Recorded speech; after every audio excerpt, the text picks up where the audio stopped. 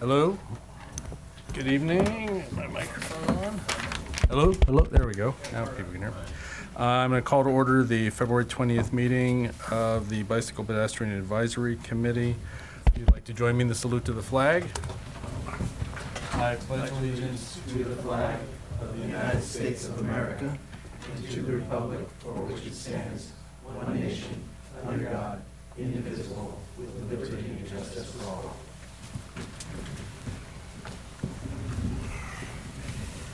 Okay, first order of business, approving the minutes of the October 17th, 2019 meeting. So moved.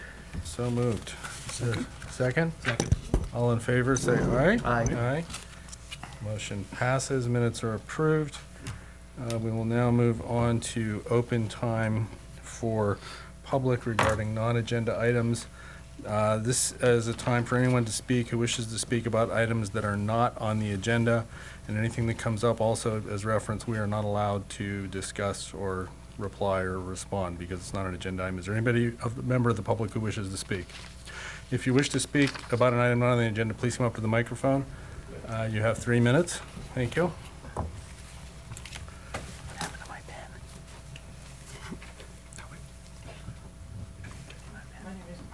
Furman, I live in Corte Madera. I want to say a word about Meadow Street. I understand that. I'll start all over. My name is Janet Furman. I live in Corte Madera. I wanted to say a word about Meadow Suite. I understand the town is looking at a project to make Casa Buena complete streets, and I'm all in favor of having bike lanes anywhere in town. But I just want to bring up the point that if you ask any cyclist how they get from Tamalpais Drive to the bike path over Horse Hill, they don't take Casa Buena, they take Meadow Suite. And so if you really want to focus attention on the route that's preferred by cyclists, it should be Meadow Suite. Casa Buena has got 2 steep rolling hills and a freeway entrance and a lot more traffic. Meadow Suite is a quiet side street and much easier to navigate on a bike. Thank you. Thank you very much. I'm Steve Cardellini. I live on Council Crest Drive. I think this is appropriate to this meeting because we're talking about Tamil Vista and traffic flow. There were many of us in town that were worried when the Tam Ridge apartments opened up, the increased auto traffic was going to interfere with the flow of the cars already there. Personally, I haven't seen that, but what I have seen is that the increased foot traffic has interfered with the auto traffic. And it's made much worse than it needs to be by the no right-hand turn sign that was installed there. And the reason I think this is the wrong way to protect the pedestrians is that that's a timed sign. And when you put in a timed sign, it's always on for the same amount of time from when it comes on till it goes off. And for that to be effective, you have to make it last long enough so the very slowest person that's going to cross that street can get across the street before it shuts off. That sign is on for 19 seconds. And I was over there yesterday. I crossed the street several times. I'm 72 years old. My time was averaged 11 seconds. So that means there's 8 seconds that those cars are sitting there for no good reason when they could be making the right-hand turn and going. The worst case scenario, and I've seen this 4 or 5 times since it was installed, the last time that I saw it, I was the 6th car in line at the intersection. A bicycle came up from the path on the left, pushed the button, the right-hand green light went on, the no right-hand turn sign went on. In 2 or 3 seconds, the bicycle was across the intersection, and we all sat there for the next 16 seconds waiting for the no right-hand turn sign to go off. When it finally went off, the first 2 cars were able to turn right, and the light turned red. So I don't think this is an effective way to protect the pedestrians. There are lots of other ways to do it. And I actually brought some photographs of a sign that's used up on Roland Boulevard. And it's just a much simpler approach. You're not using electricity. And I'll give these to you. The first two photos just kind of show you where it is. Thank you, sir. And then I have 6 copies of the sign itself, so you can each have one. And what it says, it's a big yellow sign. It says, "Turning vehicles yield to pedestrians." And so it just reminds people that the pedestrians have the right of way, but once the pedestrians are safely on the curb, then the car traffic can go on their way. Thank you. Thank you. Thank you. Anybody else who wishes to speak at public open time?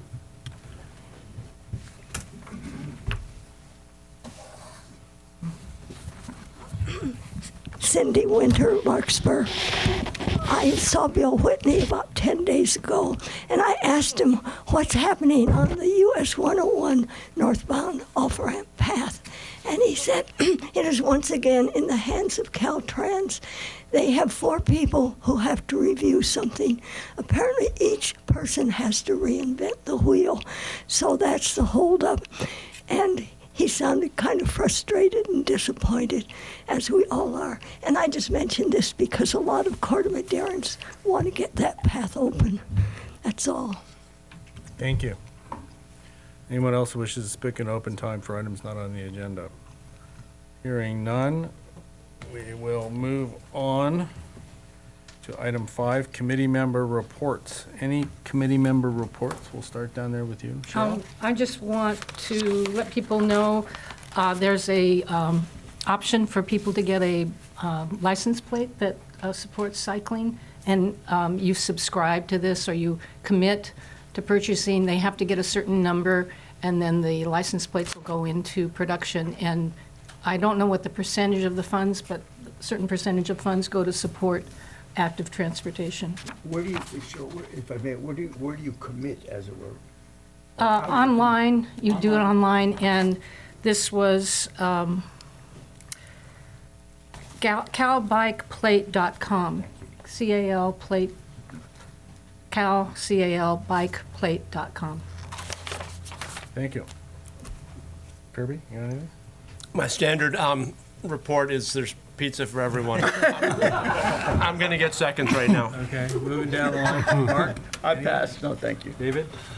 I noted that Chief Norton came to the council meeting this week and presented sort of an annual review. You did. And it's been a while since an officer from the police authorities sort of updated us, so I'd like to see that happen on the next meeting or the meeting after that. You'd like to see the entire No, report? I'd like to see someone from CMPA make a presentation to the BPAC for statistics that they feel are relevant to Okay. pedestrians and bicycles. Yeah, okay. Pass that on to RJ and Jared. Okay. I don't have any reports. Moving on to item 6, 2020 proposed BPAC schedule. All right, thank you. So we're entering year 2020. So we thought just a little reminder to everybody that BPAC regularly meets the third Thursday of every other month. So what you see up here are our upcoming dates for 2020. So everybody can clear their schedules and plan to come to BPAC. Great. Thank you. Okay. Project updates and discussion. The first one is Tamil Vista Complete Streets. Chair Ravazio, if I may, we've got a busy agenda, and we'd like to also kind of speak to the Tamil Vista Complete Streets and Madera Roundabout kind of as one project. If we can merge those and kind of present them together. If I'm that's all right. fine with that. And I Okay. just want to remind everybody in the room, looks like we have a lot of folks here tonight, which is great. Love to see that. Thank you for coming.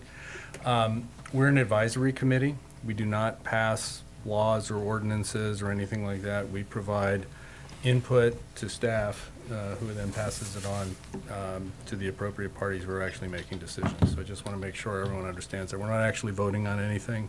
are taking votes on anything tonight, but we do provide input and advice. So anyway, back to you. So we're going to combine 7A and 7B and talk about them at the same time, correct? That's correct. Got it. And so real quick, just want to introduce myself, RJ Suko, Director of Public Works, Chris Good, Senior Engineer with Public Works, and Jared Barrio with Senior Engineer with Public Works as well. And Jared's going to introduce the Tamla Vista Complete Streets, and we'll all chime in as needed. All right, thank you, RJ.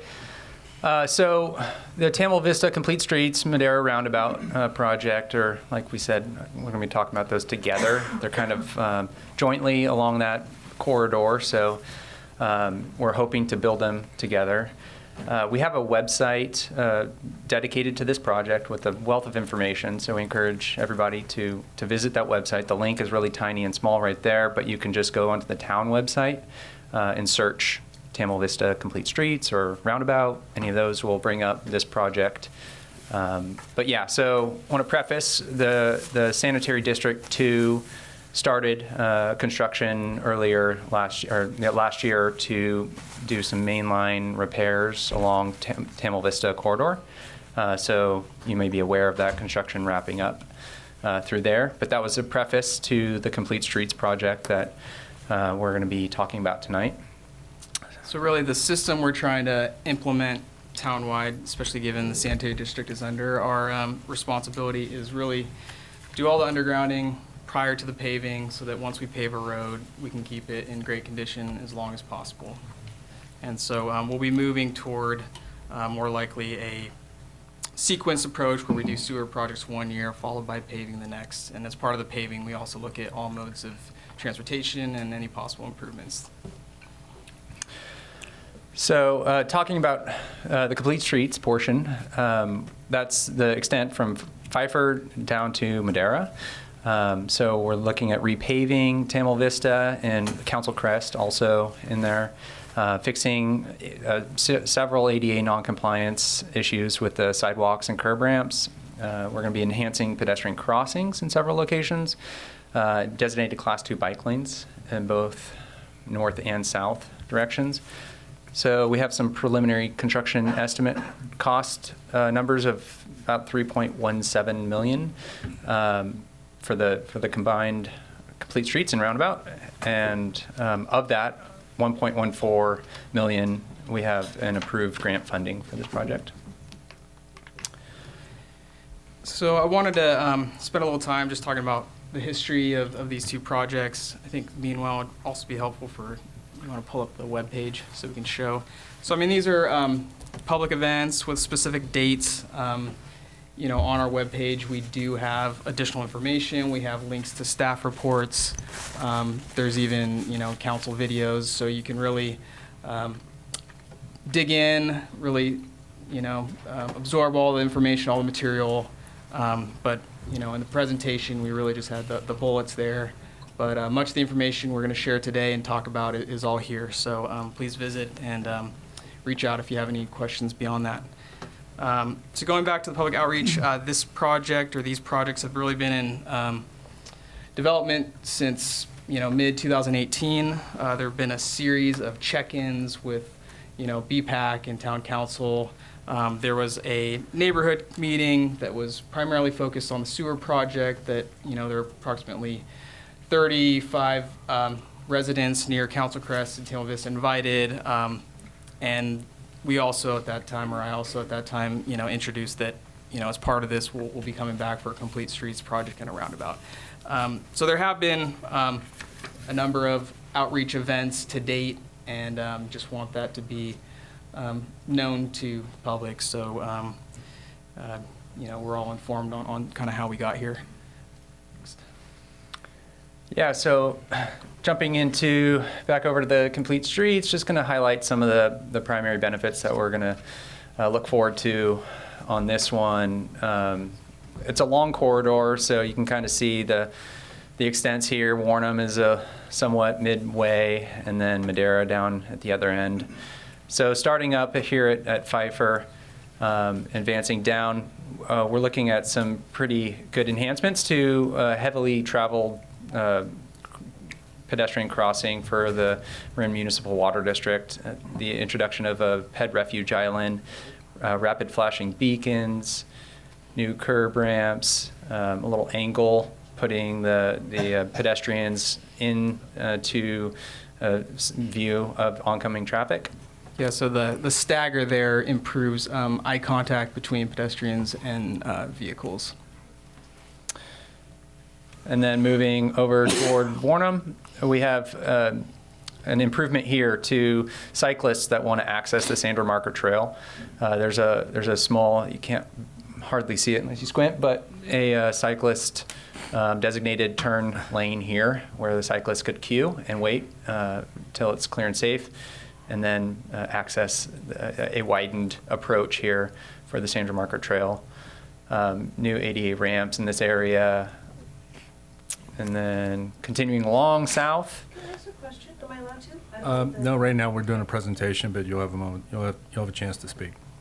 Moving south, another enhanced pedestrian crossing with a refuge island in the middle. Rapid flashing beacons are proposed, and some bus pullouts that are very infrequently used at the moment. And we're looking at options, maybe some on-street parking, realignment of sidewalks. So yeah, currently we're inclined to move the sidewalk closer to the street and then put the landscaping behind. We do have some right-of-way issues that are a little tight there, and then also it would be one less landscaping area to maintain, which is costly. So. And most of the improvements are on the west side of the street. That's where we've seen the worst case accessibility issues that we're improving. Here again, another rapid flashing beacon enhanced crossing at mid-block of Tamil Vista. And then, yeah, so that's pretty much the corridor there. The Tamil Vista Complete Streets portion, we're looking at about 90% plan specifications and estimate at this time. We have done some PG&E and MMW utility coordination. That's been going on. Homeowner coordination has been happening. Project fronting improvements. We're going to be improving the parkway between the curb and gutter and the sidewalk. There's a strip of parkway there, so that's been in coordination. Driveway conforms. We're going to be, to fix the sidewalk and make it ADA accessible, we're going to be ripping out these driveway approaches, and in order to do that, we have to conform up into some neighbors' driveways. And then to gain all of the improvements within the streetway, we're looking at about 6 homes that are going to be the on-street parking will be removed on the southern end of this project. Schedule, summer 2020, so coming up. Yeah, and if I could speak to that a little bit. So obviously this is a heavily used corridor. Where the focus here, or the priority is to do all the work between Pfeiffer and Warnham while Redwood High School is out. Really try to minimize the impacts there. This is longer than a 3-month project when you combine all the elements, so there will be some that extends beyond that. But we're going to prioritize any work that extends beyond the school break to south of Warnham. So as we talk about, it doesn't preclude the contractor if they have the ability to take it all on, but we're going to hold them to completing the portion north of Warnham, and then anything that spills over on the schedule, we would allow pass on the south. And to be clear, the sewer part's been done? Yeah, we have a few punch list items. That's what's been going on for the past Exactly. few months. We have so the whole sewer line was replaced, essentially. Exactly. We have about maybe 4 to 5 days worth of repair work, and then we should be out of there. Yeah. So this portion of our combined project here, of that 3.17 estimate, we're looking at about 2.1. And these aren't finalized estimates, so they're ballparks, but yeah, that gives you a relative magnitude. And then transitioning over to the roundabout, the other portion of this project, the designs is catching up, but about 70% plans, specs, and estimate. There has been ongoing coordination with utilities, similar to the Complete Streets.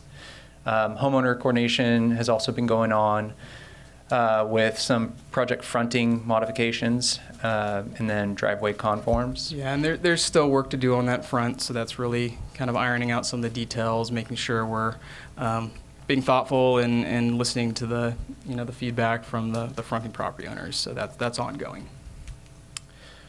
The schedule for this portion of the project would be hopefully started in the summertime, congruent with the Complete Streets work. If it's all one contract together, then the contractor has the ability to get mobilized and start initial construction, preliminary construction stuff during the summer, but ultimately it would likely bleed into the fall of this year.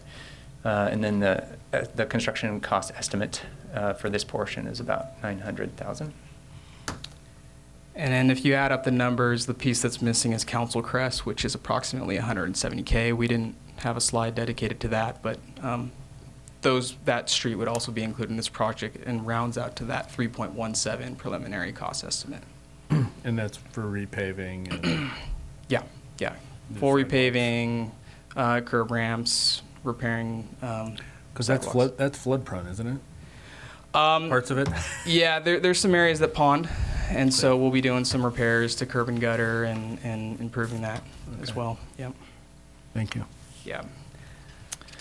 So, getting into the discussion about roundabouts, we wanted to, obviously start on a simple, basic level. What is a roundabout? A circular intersection where drivers travel counterclockwise around a center island. The primary benefit is safety, and I've got a slide that speaks to that. So really, we want to, this is information and data provided by the Federal Highway Administration. They're really the nationwide government transportation agency. They are the nationwide version of Caltrans. And their data suggests that roundabouts reduce injury collisions by 75% at intersections where stop signs or traffic signals were previously used for traffic control. So those are pretty compelling numbers. A 75% improvement is very significant. This is a intersection that is currently controlled by stop signs, so it's very applicable in that way. And then, as you see, there's kind of sub-bullets on individual stats and improvements by collision type. I'm not going to get into all of those. I'll save that for our expert over here, David Precy Transportation. But I just really want that to soak in as this is a significant, we view this as a significant safety improvement by introducing the roundabout. So we also thought we'd give a short video. This was, a link was sent to us and we thought it was a very good one. It's just a 2-minute video. We'll give kind of a quick video introduction of the roundabout.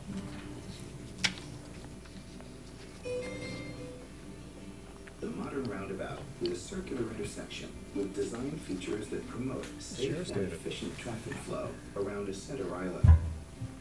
Entering traffic goes through a curve that's sharp enough to slow vehicles to about 15 to 20 miles per hour, and drivers yield to the circulating traffic.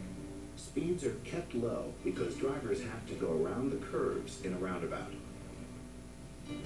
Drivers approaching a roundabout reduce their speeds and look for vehicles already in the circle. After entering, drivers proceed to their exits. The overall result is slow and smooth movement.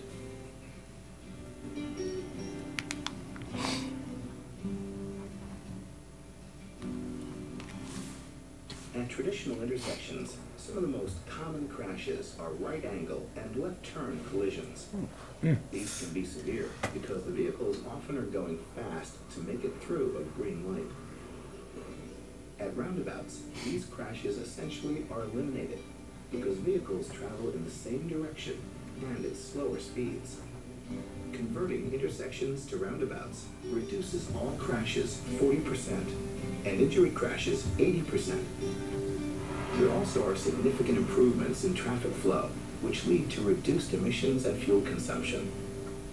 Roundabouts may be controversial when they're proposed, but public opinion changes once they're built.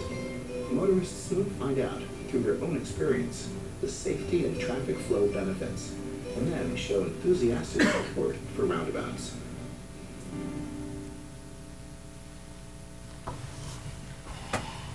All right, and with that kind of initial introduction, we're going to turn it over to David Parisi, who's going to provide some more specifics on really how this works and how it improves safety and all the other benefits. Good evening. I'm David Parisi, a traffic engineer and civil engineer. I'm joined tonight by Rich Souza, who's also on the design team that's contracted to the town to assist in the overall Temple Vista Boulevard Complete Street project. I have a few slides that I'm going to talk to as well. The intent of the roundabout is really to anchor the Complete Street project at Madera and Temple Vista Council Crest intersection. I see it as actually just continuing the theme of the overall Complete Street project, which is to slow traffic to reasonable speed, improve traffic safety, improve bicycle safety, and pedestrian safety and circulation as well. Here's a little cartoon of what a single-lane roundabout typically looks like. And going from the inside out, there's an island. In this case, we're leaving space for this island to be landscaped. The landscaping plan hasn't been determined yet, but that could be pretty exciting, reducing the amount of pervious surface. There's also what is called an apron. It's annotated on the lower right. That apron is a raised surface that can be used for trucks or large vehicles as they're turning through the circle. Typically won't be used by passenger vehicles. As RJ mentioned, vehicles in the U.S. hopefully will be going counterclockwise through the circle and at a slow speed. The one that's being designed for this intersection, the average speed would be about 15 miles an hour. You can see also in this case, at each of the 4 approaches, there are islands that we call splitter islands. And those have refuge areas for pedestrians that cross the street. That's important because single-lane roundabouts will provide, in this case, much shorter pedestrian crossings and less exposure in the intersection itself for pedestrians as they cross the street. Not only that, the crosswalks are located about 1 car length back. So the driver, as they're approaching the roundabout through a deflection angle, so they have to slow before they even get to the crosswalk, first would see a pedestrian crossing before they enter the roundabout in that case. There's other features shown here. Some are being incorporated into this design, including how we're going to transition bike lanes, because bike lanes are not currently on Temple Vista, but would be as part of the Complete Street project. I didn't see the video beforehand, but we've been designing many roundabouts, and I can assure you I'm hearing the same thing. Typically, when we're first introducing the concept of a roundabout to community, about 75 to 80% of the folks are concerned. Some people get very opinionated and feel oppose a roundabout, but it's interesting. National research has shown this. About a year after roundabouts are installed, about 75 to 80% of people are in favor of them. So the opinion really shifts after the installation, and people start getting used to a roundabout. Next slide, please. Can I just ask a question? Sure. We can go back to that slide, too. Previous one, yeah. So I just want to clarify, from a pedestrian standpoint, it's safer because whereas now they're crossing 2 lanes of traffic and dealing with cars turning into them, here they are crossing only 1 lane of traffic and the traffic's only coming in one direction. Correct. And, when you're crossing, for instance, the Madera on the side of the off-ramp, you're actually crossing more than a couple lanes. Right. 4 lanes, actually. 5 lanes, is how it turns out. So yes, you're crossing 1 lane at a time. You can face traffic. You can make eye contact with the driver, and vice versa. And then you can take refuge in the island. And also, cars are going much slower. They're forced through the curves to go about 15 miles an hour. And at 15 miles an hour, if you're hit as a pedestrian, the chance of survival is almost 100%. If you're hit at 40 miles an hour, chance is 5%. So it's huge, a huge difference in injury statistics. Next slide. The right here shows, this right diagram shows a typical intersection and the number of potential conflict points for vehicles. There's 32 potential conflict points between turning vehicles at typical intersections, 24 potential conflicts for pedestrians with vehicles at typical intersections. At roundabouts, those number of conflicts are incredibly reduced to 8 potential conflicts, each for vehicles and 8 for pedestrians. And it's interesting, for vehicles, the types of conflicts will not be the same as in a traditional intersection. A traditional intersection, if somebody runs a stop sign, a red light, as you saw in the video, there can be a high-speed broadside. In a roundabout, typically the worst type of accident that's going to happen is a slow-speed sideswipe, okay, or a slow-speed crash with a pedestrian. So that's why the statistics from FHWA are so compelling, and why we're seeing over 100 roundabouts constructed every single year in the United States. Next slide. We were a little lazy because there's so much research. There's literally just an incredible amount of research on the benefits of roundabouts. So we just clipped this image from an FHWA brochure. And this is related to crosswalks themselves. As you can see, here's a single lane crosswalk in the photo. The little image on the top left shows where the crosswalk is located, about a car length back from the roundabout itself, with the refuge island slash splitter island.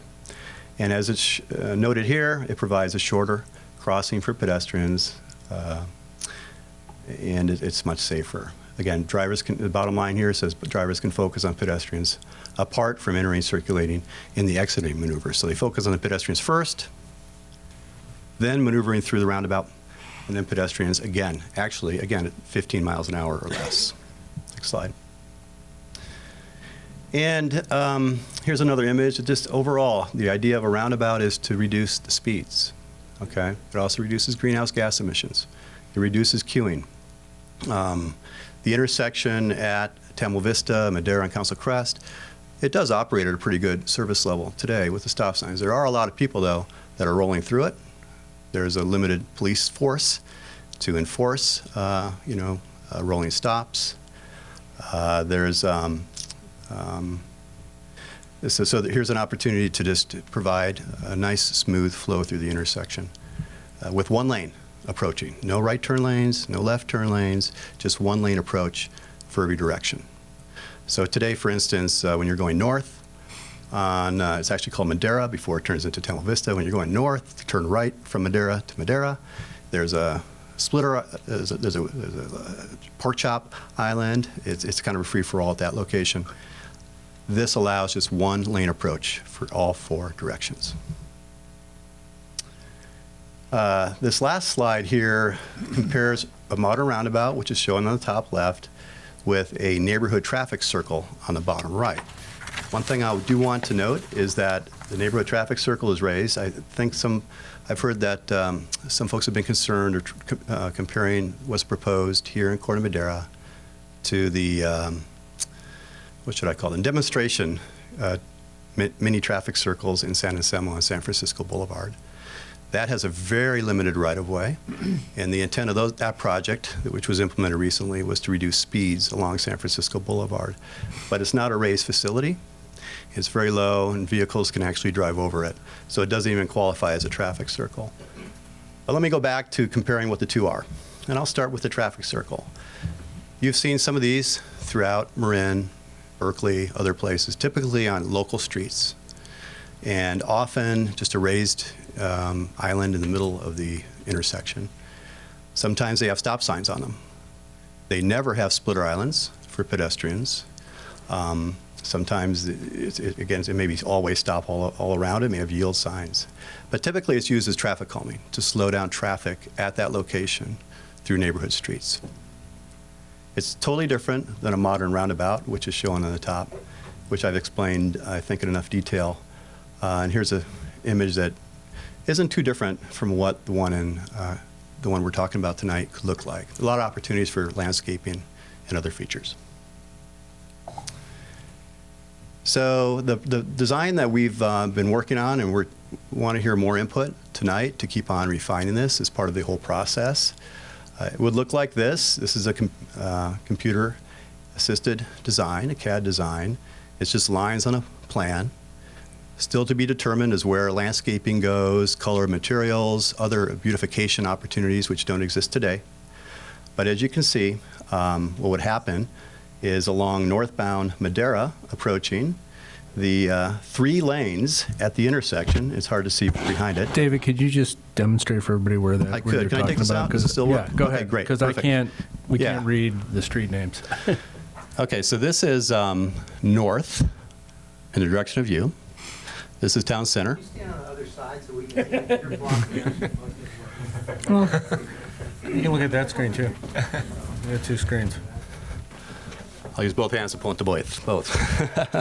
All right, so this is, now north is pointing to me, and this is town center. This is the TD Ameritrade. These are some residences at this point and this point. Today, in the northbound direction, there's a lane, and a lane. Those 3 lanes will be collapsed into a single lane approaching. The crosswalk, which is this long today, plus this, which is not controlled at all, will be converted to a short crosswalk here, refuge island, and another crosswalk at this location. Similarly, on Madera side, which is the east side of the intersection, there is a free right turn, which is used today. People are not stopping. They're just going right through that movement. That will be removed, and right turners will go through the roundabout through this maneuver. This crosswalk, which is uncontrolled, will be removed as well. The new crosswalks will be located here, which means that a pedestrian crossing from this point to here, instead of walking across an uncontrolled traffic, right turn, and then through these 2 lanes, will instead cross 1 lane at a time. On the north side, there's currently 2 lanes going southbound, which includes a left turn lane to get to town center to the highway, and a through lane. That left turn lane will be removed and replaced with a splitter island with a pedestrian refuge area. And then on Council Crest, it's a narrower street. There'll be a mountable type of refuge island, splitter island at this location. And as noted before, all the crosswalks will be at least 1 car length back in those areas. A couple of things I also want to note is we've received some public input. This is all public right-of-way through here. We are looking at moving the curb out a little bit further. This plan is not final. We're going to have to make some other changes as well, but to try to get a little further away from a utility box in this home. At the same time, we'll be able to guide drivers right back onto Madera Boulevard. We're always concerned about driveway access. There's a driveway at this home right here.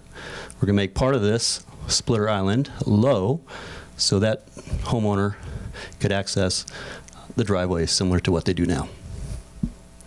As I mentioned before, the materials have not been decided yet. There is an opportunity to expand the landscaping that's already on an island out here, to expand the landscaping that is on this island, and instead of replace the pavement that's there with landscaping up to about this point. The noses of the splitter island will likely be a hardscape. We're not sure what it could be yet. Pavers or something like that could be very attractive. And then the circular roundabout itself, this will be an apron, which will be mountable by vehicles, and the inside likely to be landscaped. So that's what we're looking at right now. We'd love to hear your input as well as input from the public as we look at further refinements. Thank you. RJ, back to you. Thank you. So, yeah, we're interested to hear everyone's feedback. We think it's a great project. As David mentioned, it really it's part of the whole overall goal here of creating this corridor improvements for bike peds and vehicles. And I can't emphasize enough the guidance, all the information really speaks to the safety benefits of this roundabout, and this is a very applicable location for a roundabout. And so we hope that if you're not convinced today, you continue to read up. On our webpage, we have a number of reference manuals and safety guidance manuals, and they're all there for you to read up on. And by all means, bring any questions you have. We'll continue the conversation. But for now, we'll like to take questions. Thank you. Are there any questions from members of the BPAC? Looks like Cheryl's got one. Yeah. We'll start down here and work our way down. Starting with the north end of Tamil Vista there, you mentioned you're going to have a pocket turn lane, left turn lane for cyclists at Warnham. Would that change the signal timing? How is that going to work? Because I make that turn a lot, and right now there isn't any provision for doing that, and you're just kind of squeezing and hope no one's coming at you.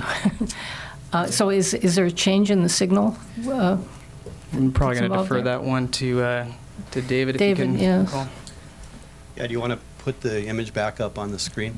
So today, cyclists that are traveling north on Tamil Vista, turning left onto the Santa Marker Trail, there's a tiny little yellow triangle that maybe you could fit in, right? So the idea is to instead to restripe that for bikes, and there will be a detectable area, but there won't be a left turn arrow at the light. And we'll look at changing the timing over, signal timing over time. But currently, the idea is just to allow the bikes to get out of the moving traffic and have a safe refuge before they make a left across a gap. Okay. And I have a comment about, you mentioned, RJ mentioned taking out the... We're going to reserve comments for later, after the public speaks. Okay. All right. Then another question. A question about the roundabout. I'm sorry, Bob. That's all right. I know you. Keep the meeting going. It's my job. The roundabout that you're planning, you're planning a one lane, because right now people on Madera, like you mentioned, it's 5 lanes wide, and you're going to bring that down to one lane approach, one lane in each direction? Yeah, interestingly enough, a single lane roundabout, because traffic's continually moving, provides as much, if not more, capacity than a multi-lane approach of a stop sign intersection. So that's why we're able to do it. Okay. So it's going to actually provide a similar, what's called level of service during the peak times as what's there today, but instead of stop and go, traffic, acceleration, deceleration, and noise, it's going to reduce all of that at the intersection. Other questions? Kirby, you're up. Yeah, regarding the Tamil Vista Complete Streets, we've discussed this a couple of times, and thank you for showing me the dates in which we discussed this before. How much has, because we got really into the weeds on, how wide things would be and so forth. How much has changed, or has anything changed materially since the last time we looked at it? We took a little deeper dive into some of the sidewalk areas, looked for some opportunities for low cost savings. So that was, not a material change, but, something an activity we did. Another was, I think I mentioned it, a couple of the existing bike pullouts we're shifting the sidewalk closer to the street and shifting the landscaping back. And that's partly due to some right-of-way and also just kind of tying it in with the existing landscape. So so that was one other thing that looked at, but the lane widths, all those other features are for the most part the same. Okay, thanks. One other question? Yes, of course. How does a bicycle go through the roundabout? So bicycle. Yeah, because I saw that one image had the bike lane kind of going onto the sidewalk, it looked like. So we have a unique situation here at this intersection. There are no bike lanes today. So for the most part, cyclists will merge into traffic before the roundabout, and everybody's going to be going at the same speed through the roundabout. So that's what's nice about that. We do have a little extra room because it is town right-of-way over by the town center on the southeast corner, where a cyclist, I'll take the microphone, will have the option, and most cyclists would... Can you move to the other side? Yeah, thanks for reminding me. That's all right. You can't. I'm wondering if I should just go over there. Yeah. Oh, sorry. I think I will. Yeah. Sorry. So for the most part, cyclists will Oh. It'll come back on. There we go. I know. Actually, I kind of had shocked. Anyway, cyclists will take the lane. They'll exit outside of the bike lane. Vehicles will be slowing down as they enter the roundabout. So there'll be a shared facility through the roundabout. Common speed, cyclists do go about 10 to 15 miles an hour, which will be similar to the motorists. So we're showing that in both directions on Madera and Tamil Vista.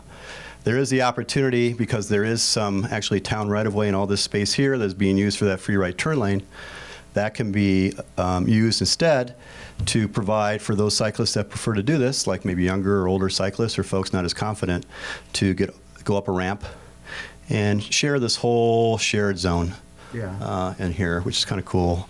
And then if they want to cross the crosswalk and re-enter the bike lane over here. We don't have the room to do it in the southbound direction, but in the northbound direction there is that room, and that's kind of a neat feature or opportunity for this roundabout. Thanks. Anything else? Questions? Oh, thank you. Done. David? This, because of the limited real estate and right-of-way, it's fair to call this one a mini roundabout. Is that fair? No, not at all. This is pretty much a standard roundabout, similar to the images that you saw in the PowerPoint. Okay. These are typical. I don't know if they're being built all throughout the Bay Area. If you've been through Truckee, some of those areas, this is very similar in size. Where constraints are is when you have to deal with like those mini traffic circles, like are on San Francisco Boulevard in San Anselmo, or on Throckmorton by Old Mill School in Mill Valley. This qualifies as a modern standard roundabout, single laner. And the reduced apron doesn't slow emergency vehicles at all. Emergency vehicles, this has been designed to accommodate not only the typical emergency vehicle, but a ladder truck coming from San Rafael, if necessary. It will, they'll be able to maneuver here at a standard speed as they make left turns through any intersection. Okay. And then the center turn lane on Tamil Vista, what's the minimum acceptable width for the center turn lane? For the complete street project, from here up to Pfeiffer, that will be a continuous two-way left turn lane to allow access in and out of driveways, residential driveways, as well as the shopping centers and whatnot. I believe it's going to be 10 feet or so. You can't get it down to 8'6" or something like that? No, I would not recommend that. That's an area where people are going to be turning left in and out, so I think it's important to keep it at the 10 feet. Okay. It's important to also note, I'd like to do that, there's not bike lanes out there today. So there's a compromise throughout the entire street on lane widths. The travel lanes are going to be reduced a bit, but within a very acceptable width, which is also going to help reduce the occasion of those folks that are driving really fast. It's going to be easy to drive at 25, 30 miles an hour, but the hope is that we'll discourage people to drive much faster than that.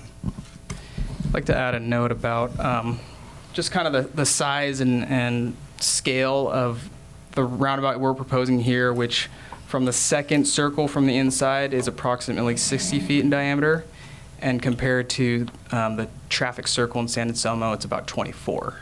So much different scale, and not to take shots, that's a different treatment for a residential street. We're on a collector road here. Yeah.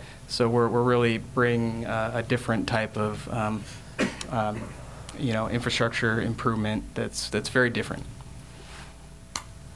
Further questions? I have, Bob, can I? Yeah, go one more ahead. question? I see, particularly on the northeast corner, that you're following the same curb line there, it looks like. Was that one of the constraints to follow the existing infrastructure? Or, because Not a constraint, that's a but we very look. wide turning radius, and people just skirt through there right now all the time. There's actually 19 iterative steps in designing modern roundabout, and you go back and forth to get everything just totally refined. It's pretty much a coincidence that those curves are actually ideal for putting a roundabout in at this location at the design speed that we're looking at. It also allows us to keep the sidewalk separated and back from the back of curb so that there can be some separation for pedestrians. So it actually works out very well. We do some modifications to the other three corners, sorry,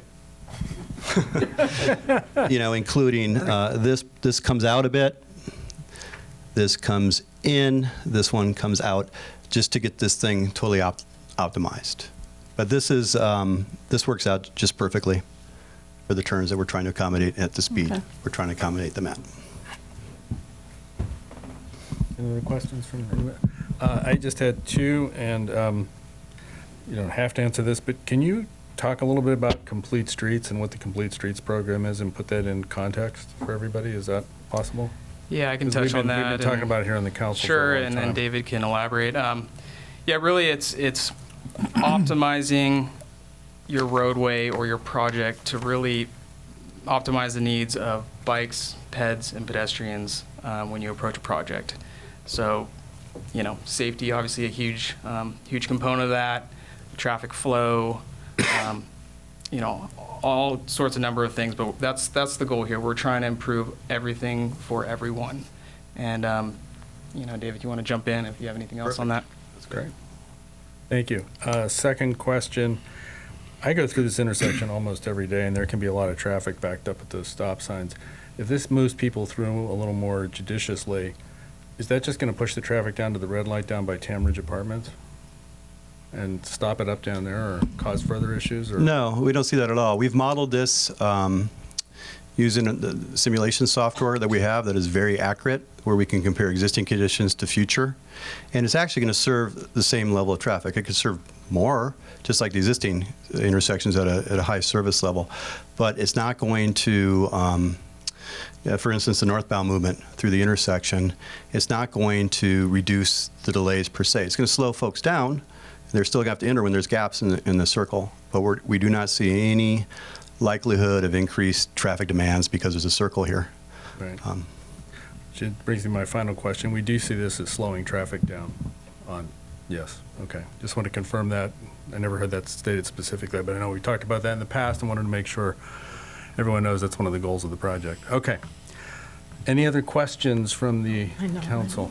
Yes, go ahead. I don't know how many years ago when the Best Western was considering, they were going through a process of rebuild, and they talked about having a roundabout further east on Madera. So will this design be, I don't know if that's ever going to appear again, but will this design allow that other treatment if that were to move forward? That's a great question. So several years ago, the Best Western proposed a remodel, which would increase traffic. There's an existing issue today with the driveway to the Best Western as it's offset from the driveway to town center. And it's offset in the wrong direction. So left turns overlap quite a bit. One of the mitigation measures of the project, which was in the environmental impact report, was to provide a modified roundabout, which almost looked like a kidney shape at that location. The street is super wide because there's 5 lanes on Madera plus on-street parking. There's actually enough room to do that. This would not preclude it, and it could be tied in together. Often you're seeing roundabouts today in pairs, particularly at freeway ramps or other locations, closely spaced intersections. So this has been designed, again, not to preclude that potential other modified roundabout. Any other questions from the council? Okay. Then we're going to open this up for public comment. Again, thank you all for coming here tonight. Great to see a crowd. We usually are here in an empty room. How many people, can I just ask, plan to speak tonight? Okay, so if you don't mind lining up behind the microphone, that helps keep things moving. Everyone has 3 minutes. If you agree with someone who said something before you, you're more than welcome to just say, I agree with what he just said, and we'll take that into account. And just for reference, too, we don't provide our comments until we make sure we have heard the public comment. That's why we do things in the order we do. We ask questions, then we listen to the public, and then we provide comments back to staff. Okay, thank you, and timer will be on the screen. Thank you very much. Great, thank you. And if you can provide your name at the beginning, that would be helpful, Right. too. I'm Carolyn Svensson. I live at 42 Madera Boulevard, about three houses down from the corner. My concern is that we've kind of left the pedestrian out of the Bicycle and Pedestrian Advisory Committee, because right now, in order for any of us, for seniors, for people with children, for kids on bikes, for people who have gone over to town center to have a drink and dinner, for people who go shopping at Safeway and come back with 2 bags, right now, the only place to cross where you have with this roundabout, if you have to have a guarantee that a car is going to stop, is all the way at Tamalpais. And from Tamalpais Avenue down to Madera Boulevard, where El Fornillo is a little over 3.5 blocks, according to my car odometer. So we're asking people who maybe won't feel safe, won't feel totally convinced with, as David has explained, that cars are going to stop for them, are going to see them. People who don't feel that way, we're going to bank on them walking 3.5 blocks down to Tamalpais, where they have some guarantee that cars are supposed to and hopefully are going to stop for them. So I personally am concerned that this project has not taken pedestrians into account, has not considered Madera Gardens as being a residential neighborhood full of people who, myself included, moved to the neighborhood so that I could access town center, particularly as I age and am trying to get my groceries or trying to get to accommodations. So I hear what David's saying. I know he is convinced that cars will stop. I personally am not terribly convinced that cars will slow down, but I have not seen the raised ones. I have seen the ones on San Francisco Boulevard. I have seen the ones at Civic Center Drive. People do not slow down. People drive right over those. And with an SUV, which many of us have, this makes it even more difficult to manage those curves, although this may be bigger and may make it somewhat easier. My other big question is, I really don't know what the benefit statement is. I live 3 doors down from the corner. I do not see traffic back up except at Christmas, which is like maybe one day out of the Christmas holiday. People in general do stop. There are a few people who don't, and the police come intermittently and remind them that they're there watching. So for me, I think this is a really big project for what's essentially the perimeter of a residential neighborhood. And I would like RJ and Jared in particular to know, Chris, I'm not sure exactly what your role is, but really the community outreach was not terrific. You can't bank on social media for all of us to know what you're thinking and what you're planning, and particularly when it impinges on people's homes, people's driveways, people's sidewalks, people's trees. So I would urge you to be a little more diligent, actually a lot more diligent about outreach to the public on this project. So I would like some answers on how we're going to help pedestrians get across the street really safely. Thanks. Thank you. Hi, my name is Eric Svensson. I also live at Madera Boulevard. I think that I'm not sure that this roundabout is necessary. I think with the stop signs, you could improve the crosswalks, you could put a pedestrian island in there, you could put in yellow lights, and the pedestrians would be much safer than they would be in the crosswalks that are proposed. I don't think that this is going to slow traffic down. I don't think you get much slower than stop. So I don't really see that it's going to slow the cars down at all. I think it's going to speed them up. It's going to speed up traffic along the Tamil Vista Madera Boulevard corridor. I was in the Civic Center today and I went to look at that roundabout. I saw a bicyclist go through that roundabout at a very fast rate of speed. He could not have stopped, for a crosswalk, a pedestrian in the crosswalk, if he wanted to, and I don't think that one can expect all bicyclists to drive carefully and safely, as well as cars. So I don't think it's necessary. I think that improvements to the stop sign situation that we have now would probably do the trick. Thank you.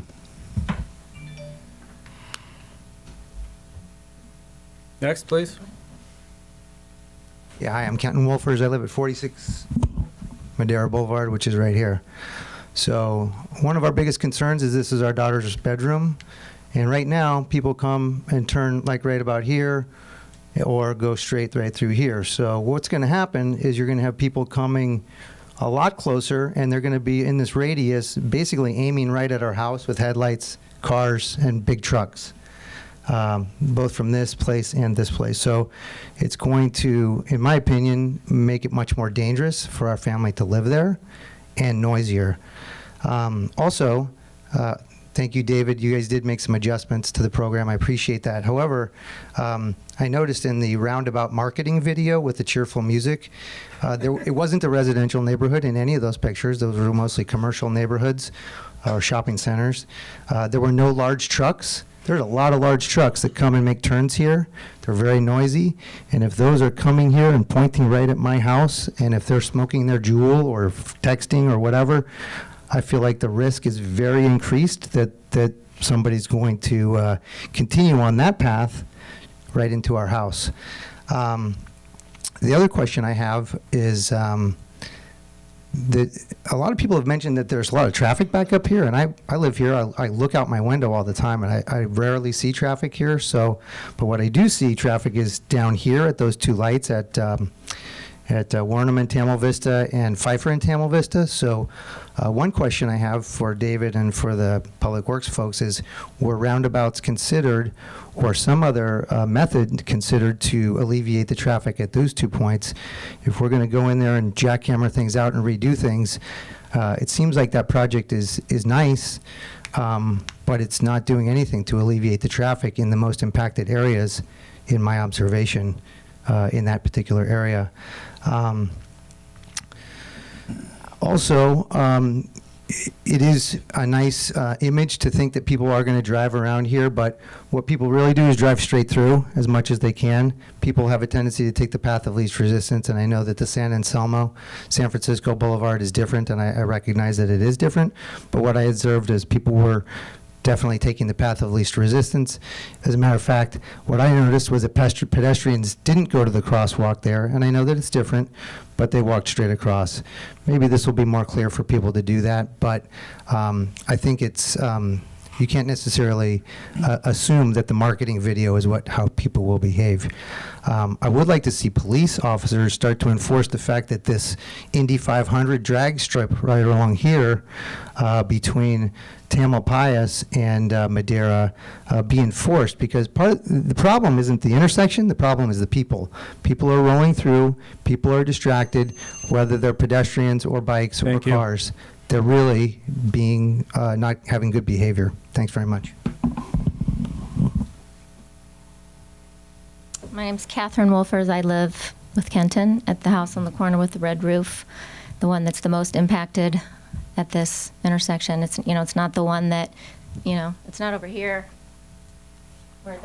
where the curb gets bigger. It's on the one corner where it actually gets smaller. And, for those of you that aren't familiar with that intersection, by all the hardscape that you see, I mean, what's there now are trees, so those are all going away, which is our privacy from the street, and it's one level of protection to my daughter's bedroom window. In addition, we do have trees in our front yard, but I also worry about their health when the street gets torn up, which then there would be no trees between us and the road.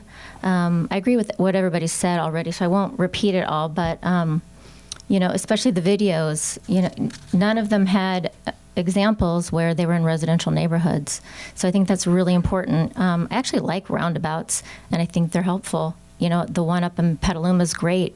The ones in Tahoe are great, but they're right off of freeways where there are no houses.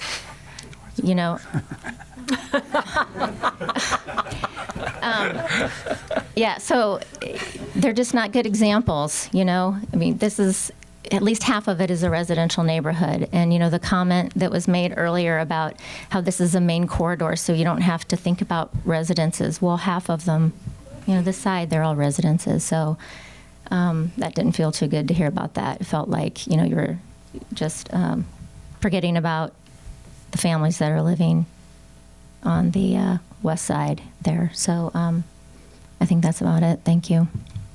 Thank you. Seems like old times. Jane Levinson, 32 Tamil Vista Boulevard.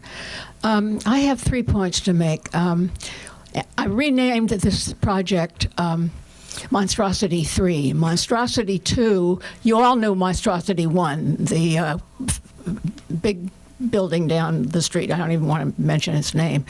Monstrosity 2 is what you did over at Bank of America. That's a nightmare. And I was told that the news was that intersection, I'm not even sure where it was the highest accident point in Corte Madera. Well, I've been taking the Independent Journal for over 26 years. I have never seen an article, not one, describing an accident at that particular intersection. We used to come out of the Bank of America, make a left turn. We got the signal to get onto Tamil Vista, and I could go home. Now I have to go the opposite way and sit at a driveway waiting for oncoming traffic on Tamalpais. Doing this, I have to figure out the best time of day when the traffic is the least dangerous to get out there, get into the far left lane so I can turn down Tamil Vista. That is a monstrosity, and it's terrible and it's dangerous. I also went the other way, and I took the first left turn down Meadow Suite, and you've got blind curves on both sides with no stop signs, letting me to get out there to get on Sanford. I guess that's the name of that. I don't know what the name of that street that runs along opposite the bank. But that's a hazard, number 2. And as far as the roundabout is concerned, I think roundabouts are terrific. I learned about them when we went to England. But I'm concerned about the Wernham northbound right turn, big sign that suddenly appears. Every other car that stops there goes right through it. They don't even see it, and it's humongous. And that needs to be dealt with also. It's a terrible intersection, and I don't know how to correct that. But as far as the general work on Tamil Vista, Maggiore and Gelati have been superb running our laterals. I just can't praise them enough for the work that they did. They're wonderful. And I know the other thing. Since I don't know, are bicycles licensed? Okay. Well, it seems to me that now that bicycles are going to enjoy the same upgrading of their roads as we're paying for at the gas pump, it seems to me that it's time to license bicycles. Thank you. Thank you. Next, please. Steve Cardellini, 22 Council Crest Drive. I have several concerns, so I'll try to go fast. I feel as a driver that a four-way stop is a more organized management of the traffic. Everybody pulls up, you stop, you alternate who's going to go. Sometimes there's a little hassle, but it works out. With the roundabout, it's kind of a free-for-all. Every car that pulls up to that thing gets to decide how much space he actually needs, how big a gap, and when he should get involved in that. The roundabouts that I've seen worked well because the traffic coming from all directions was constantly intermittent. That meant there were gaps in the traffic from every direction, and the people from the other direction filled those gaps. When you have a street like Tamil Vista that often has lines of cars, there are no gaps. When I'm sitting on Council Crest, on the south end trying to get into this circle, and there's a constant stream of cars coming down Tamil Vista, when the hell do I get in? And any time there's a gap, somebody coming off the freeway that wants to go left on Madera fills that gap. I'll sit there all day long waiting to get through that intersection. I agree with the fact that if you put the pedestrian walks way out there, they won't get used. So many pedestrians just take the shortest path. So you're going to have people in more danger than you do now because they're going to be walking outside of the crosswalks. And as far as the safety goes, this thing about 40% fewer accidents, 80% fewer serious accidents. I've lived on Council Crest for 34 years. I honestly do not remember one accident at that intersection. If we were having lots of accidents, then an 80% improvement would be terrific. If we're not having any, then it doesn't matter what percent improvement there is. It's not an improvement at all. Thank you. Next. Hi, Colin Rand, 23 Chickasaw. So a couple things. We weren't in any of the outreach, so previous things, there have been outreach. I always show up, no outreach here, so I didn't know a lot of this planning was going on. So that's a bummer. Second, it's, the council continues to not be very child-friendly in terms of its agenda. It's ski week right now. You got a lot of people on vacation. And raise your hand if you have a kid here that's under 5. It's a horrible time if you've got a 5-year-old. Yeah, exactly. I mean, it's awful. Anyway, so other comments. Doesn't really do anything to fix the traffic problems. Moving cars through more quickly are just going to cause the backup at the next traffic light, make that a lot worse. It's hard to get out of Chickasaw sometimes. You've got people that are turning into Marin Suites, turning into the movie theater. They don't know where those entrances are. They're often from not in the area. You get head-on people going there. When it's crowded, you get people kind of ducking around the long line to turn in. I know I'm one of them, okay? And you get head-on situations in the middle of a road there. It's going to do nothing to fix the real traffic issues. Stats, are there any stats on collisions here? I haven't lived here quite as long, but I've lived here 10 years. I've never seen an accident. Love to see some stats. Is this actually going to do anything to improve safety? What else? Okay, stop signs force the issue. If you are concerned about breaking the law, you're going to stop. If you're not concerned about breaking the law and you're not worried about safety, this isn't going to stop that. So the stop signs actually are preventative deterrent, so that will keep the incidents lower as well. The video, there was no real residential. There's no pedestrians in the videos. There's no cyclists in the videos. If anybody spends time in San Anselmo or Fairfax, you see the pelotons going through. Like, how are you going to deal with like a whole crew of bikes going through one of these things? They don't have to stop now. So good luck crossing if you're a kid. And I think it's a waste of money. It's better spent improving safety up and down the corridor and other places. This doesn't do anything to solve our problems. Thank you. Cindy Winter. I live in Larkspur, so I cannot comment on what some of these neighbors are saying, but I was happy that Cheryl raised the Best Western Hotel and the rather biomorphic forms that David Parisi designed for Madera Avenue between 101 and Tamil Vista. I used to swim at the Best Western Inn, and I was not one of the very upset people who spoke at many of the meetings about the Best Western. But when I was swimming there, I would often go from the Best Western Hotel, jaywalk across Madera Boulevard to go to Town Center. It's the shortest way to get there from the Madera Village Inn and vice versa. And there is a sweet spot about 50 feet up toward the Ameritrade where the splitter island that's there now provides a kind of shelter for pedestrians. It's not marked, but no car's going to turn into that space. And so I think that if you're going to agree to this roundabout and construct it, that you should put in at least one of these biomorphic forms and lengthen the splitter island to the east toward Madera, toward 101.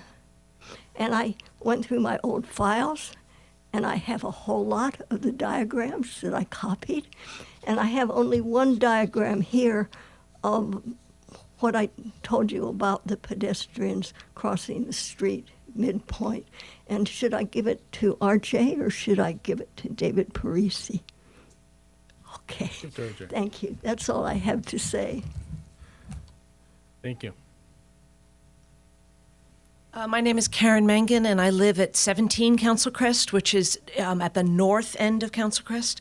I got a pile of things, so I'm just going to kind of do bullet points. My first would be there was reference to eliminating street parking, and then there was reference to putting an island in at the south end of Council Crest. I wonder whether the town is aware of how many people who live on Tamil Vista already park on Council Crest because the parking is so limited. And I'm talking on Tamil Vista between the north and the south end of Council Crest Drive.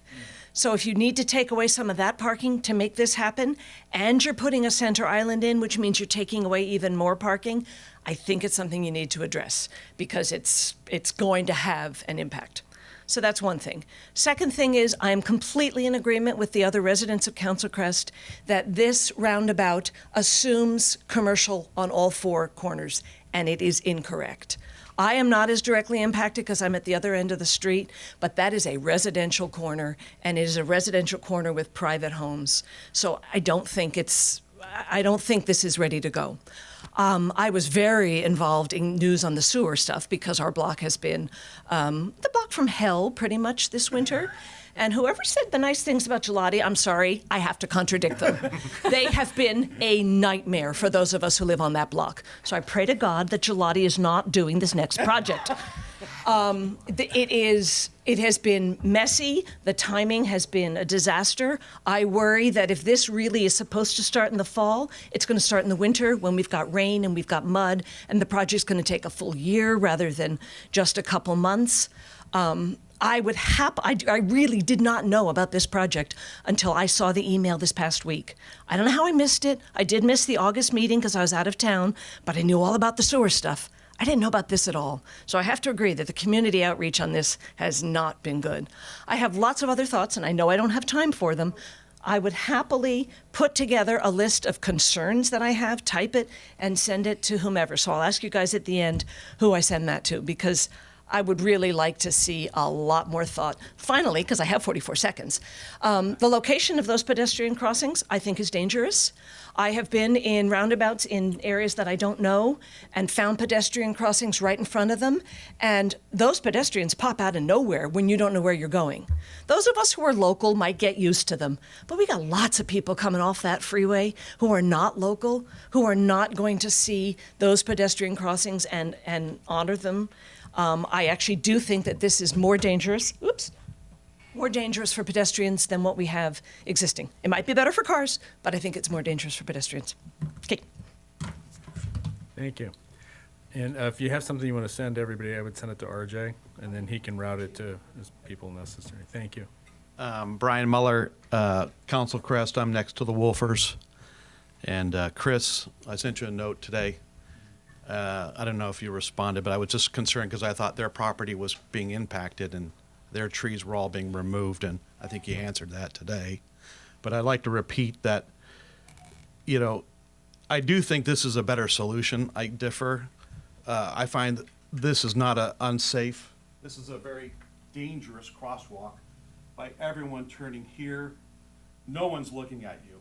And I go to the gym with my daughter, and I will not let her cross that street, even if I have a flashing light. They maybe it's the frame of the windshield. They do not see you until they are on top of you. So as Karen said, I'd like to make sure that if we do build this, that these get pushed back to so that they're focused on you can see them, because I'm sorry, this is not a guaranteed safe walkway. My father-in-law did get in an accident there, so there's proof. You could show the insurance bill. But again, I'd like to repeat that the other side is not residential. And if it's an inch or two, whatever you guys can do to push it away would be greatly appreciated. Thank you. Jim Robinson, Ash Avenue, Corte Madera. I did also share the question as to what the accident data is at this location. Last night at our council meeting, the police department did submit its annual report and identified those areas in town where we've had the most traffic collisions. There were 9. This was not one of them. I think, for example, Tamalpais Overpass had 4 collisions. Paradise Drive at Tamalpais Drive had 4 collisions. That's not to say that 1 or 4 is critical, but how many? So I think that'd be good information to know, just to satisfy the curiosity of the residents. I don't live in the vicinity of that location. I walk it every day along Tamil Vista there, and I drive it every day, so I'm familiar with the concerns. I'm familiar with roundabouts. I think they do have some relative benefits. I can share some of the concerns the residents have about the changes that will occur there. My first exposure to was wondering of the 6 cars or 6 residents along Tamil Vista that always have cars parked there, where they're going to park their cars. I think that issue was already raised. So I don't know what mitigation or what help is being provided to them.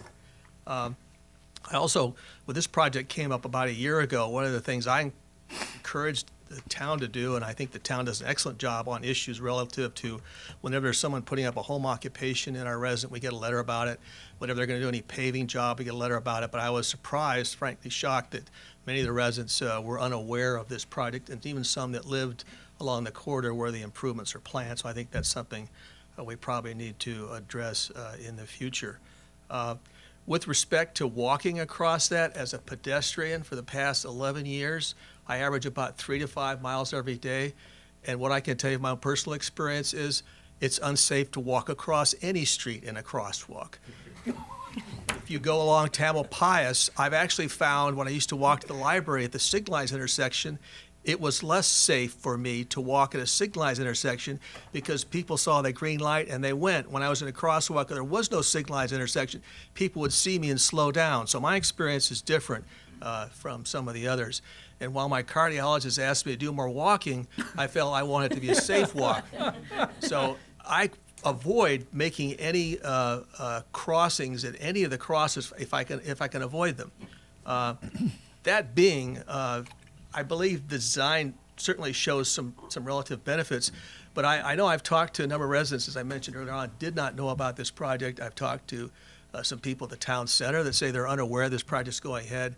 I'm curious about what the new hotel plans will be and how they'll be integrated with this, as well as what the new Scandinavian design, where we have a theater, what that impact will have. So hopefully we take a global picture when we put these improvements in place. Thank you. Thank you, and Jim is our former town manager, so he speaks from experience. Hi, Pat Ravazio over on Oakdale Avenue. I'm mainly here as a founder of the Beautification Committee, and I would like to say that as far as landscaping this, I think the Beautification Committee would love to partner with you. If there's a way to do some hanging flower baskets without obstructing people's views, or some tree planting, I think that would be great. I just want to say I have been following this for a long time, mainly because I don't have anything else to do while Bob's down here, so I come down and watch. But I ride my bike and walk through this intersection a lot, and I love that you're working on it, and I think this team is trying really hard to do great work, and I think obviously you're almost there, but I do think the residences right in here and in here should really be given utmost consideration, since it is a residential area. And if there's any way to sort of slide the center a little bit more towards the town center and there, so that we really protect these guys, and maybe put in a whole strip of new trees to block the light and those kind of things, I do think they should be really taken into consideration. And the only other thing I was going to say is the reason why I think it's so good this is happening now is because all these properties along here are all in play. We don't know what's happening with the hotel. They're supposedly redesigning it to accommodate the pond, which they weren't allowed to fill over. The hotel, the movie theater, we don't know what's going to happen with that. There's all kinds of development potential along there. So to get the street kind of safe and ready, where the pedestrians feel safe crossing and where the bikers feel safe riding, is going to prepare us for the future of this corridor, which I know is a big part of why we took this project on. It's like, wow, there's a lot of development that could happen along here, so let's get the infrastructure ready to accommodate it. So thank you guys for your hard work. I've been paying attention in this town for 30 years, and we have never had the kind of planners and thinkers and up-to-date engineers that we have now. So I'm really hopeful that the details can be worked out so that it turns into a great project. And yes, Bob, I'll be quiet now. I'm along with that last. Never even said anything. Thank you. Anybody else? Okay. I know I'm out of order, but I have news about the movie theater. It's staying. Okay. Thank you. It's staying. Thank you. Okay. Any other public comment? If not, we are going to close public comment. I'm going to bring it back to the council for Well, actually, we'll come back to staff because there were a lot of questions, and I know RJ's taken a lot of notes, and I'm sure RJ and Jared have some things they want to do in response to some of those questions. So I'm going to turn it over to you guys first. Sure, absolutely. I'm going to try and touch on as many of the questions we received. These are kind of in sequential order of when I heard them. They may not be grouped, so there might be some carryover. But so we are planning to improve the crossings at Mohawk and Monona this summer. There will be some a bulb out definitely at the Monona intersection and rapid flashing beacon, and then likely a rapid flashing beacon as well at Monona. And that's in Monona and Mohawk, right? On just Madera. South. Yeah, of and this, we have which reached there out. There are questions about what was going on with that, because that's Exactly. not safe. Right. And we have also brought to the attention of the mall it was raised in BPAC, I believe, by Cheryl a couple months ago about can we connect Madera to the Safeway parking lot. We've started that dialogue, and they seem open to it. So we need to refine the design, but that'll be an added improvement. So you're not trampling through the landscaping and squeezing between parked cars once you get to the Safeway side. You're talking about pedestrian versus Yes, car. correct. Okay. Yes. Yeah, we're not. Just kind of an observation. I spent a few minutes today just watching the intersection, and between a third and a half of the vehicles are not making full stops. I also shop at Safeway. That's my go-to grocery store. I've personally seen vehicles not pay attention and either cut you in line, or once it's clearly your turn, they're jumping the gun and there's a conflict. I'm sure everyone here probably has similar observations, whether they're same or different, they have their own observations, and I respect that. Regarding the corner property to the southeast, definitely, we received a lot of feedback, a lot of comments. I think we've addressed some of your concerns. Southwest. Excuse me. Yes. You're talking about the home. You're talking about the home. You're talking about the private residence Mr. now, Wolford, right? and Okay, thank I you. think, we sent you an email. I think we addressed some of your concerns. I believe the team has confirmed we're actually going to be able to leave the trees, and we're also looking to slightly bump out the concrete a little further to create a little more gap. And that's just what we've been able to come up with in the last 48 hours, 24 hours possibly. We're going to continue to look at it. We're happy to meet with you in more detail, see what else we can do. We understand your concerns and your very close proximity to the project, so we want to work with you on that. The comment about path of least resistance, vehicles going over the kind of center area, just be advised that first cut, if you will, between the two circles, it's raised, about 1.5 inches, 2 inches. So it's not something you're going to want to drive over, especially if you have a sedan. You're going to try to avoid it. You do it once, and you're not going to want to. It's there for the large commercial vehicle who just needs that extra space and has the chassis and the vehicle and the tires to handle that bump. So yeah, this is defined as a collector roadway. They are collectors and arterials are higher volume roadways and residentials. They do present the biggest challenges and the highest risk for us, and so it's a challenging project. But really, that speaks to the need of trying to do that extra step to improve safety and follow the safety manuals and design guidance. So that's what we're doing. We'll take all the feedback and we'll give it consideration and continue to share what we have to support the findings that we come up with. Let's see. So there was one PED collision. So we were able to go back 5 years on the collision data, and so we did search that. There was a PED collision in 2015 that was reported. There could have been others that haven't been reported. I don't know if that coincides with the date at which the gentleman's father was hit, but but it's not uncommon that things aren't reported. So, if I may, just a question. So, you have any data on bicycles and/or pedestrians at that intersection at all? Right. So there's a confirmed reported collision involving a vehicle and a pedestrian in 2015 at that intersection. That's that one? Yes, yeah. No other ones, are you saying, in the last 5 years? Correct, that's been reported. Yeah. And then, yeah, any other comments? We have our project webpage up. There's contact information there. I have some cards on me. I'm happy to distribute them to anyone who's interested. And I'll send it back to, do you have anything you'd like to add, Jared, that I missed? Just a couple quick items. As far as looping in the beautification committee, I think that's a great idea, and we'd be happy to do that. This could be a nice focal entry to Corte Madera, and as that, we'd like to make it look nice. And there's several comments about, this is, or the video showed, not a residential roundabout, more of an industrial or commercial kind of place setting. I do know of a similar size roundabout in Petaluma. That's just where I live, and I've driven it many times. So I encourage others to visit residential style roundabouts, modern roundabouts such as this, and really get a feel for how they work, rather than just taking your experience based on that video.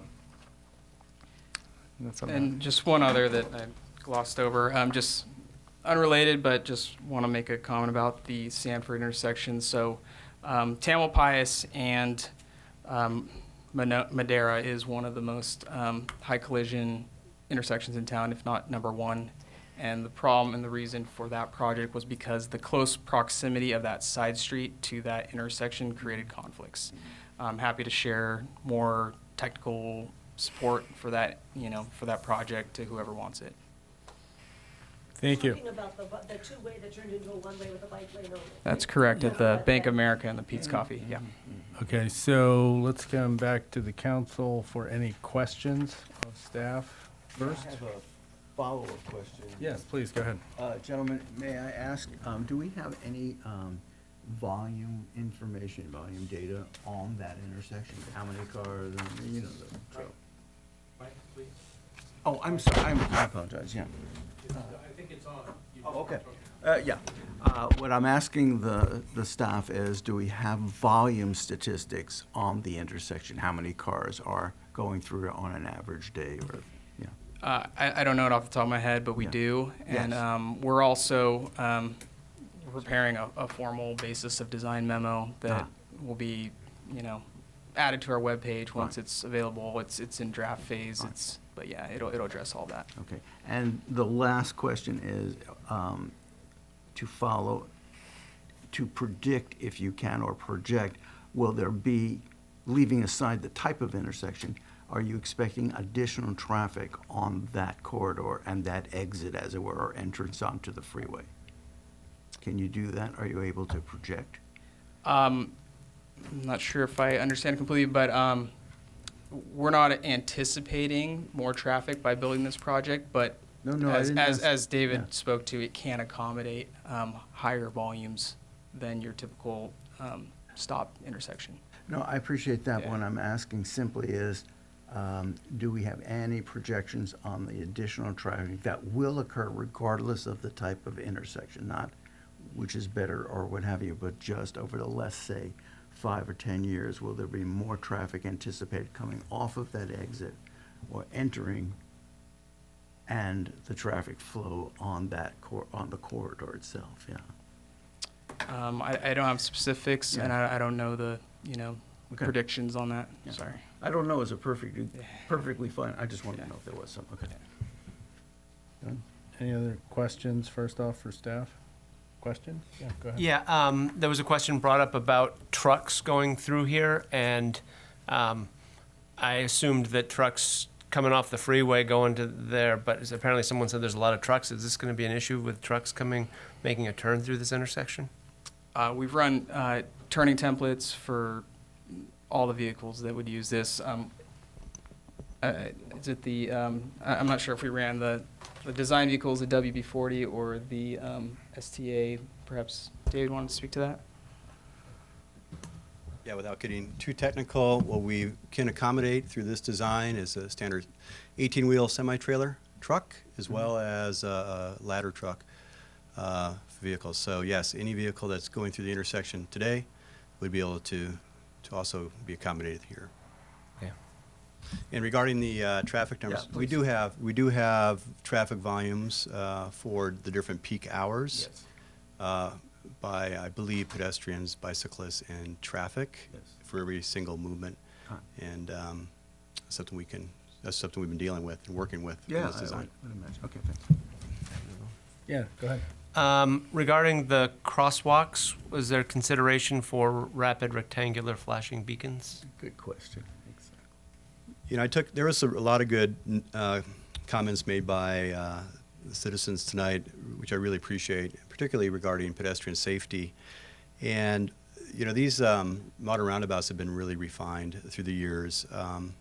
It's a shame in a way that this is a black and white, because you're not seeing high visibility crosswalks or potential landscaping. But the crosswalks themselves would be channelized. They offer less conflicts, lower speeds for vehicles, shorter crossings, and the setback crossings. That said, there could be the opportunity for installing yellow flashers with a ped push button. There certainly will be the signs with the down arrows at the crosswalks because they're uncontrolled.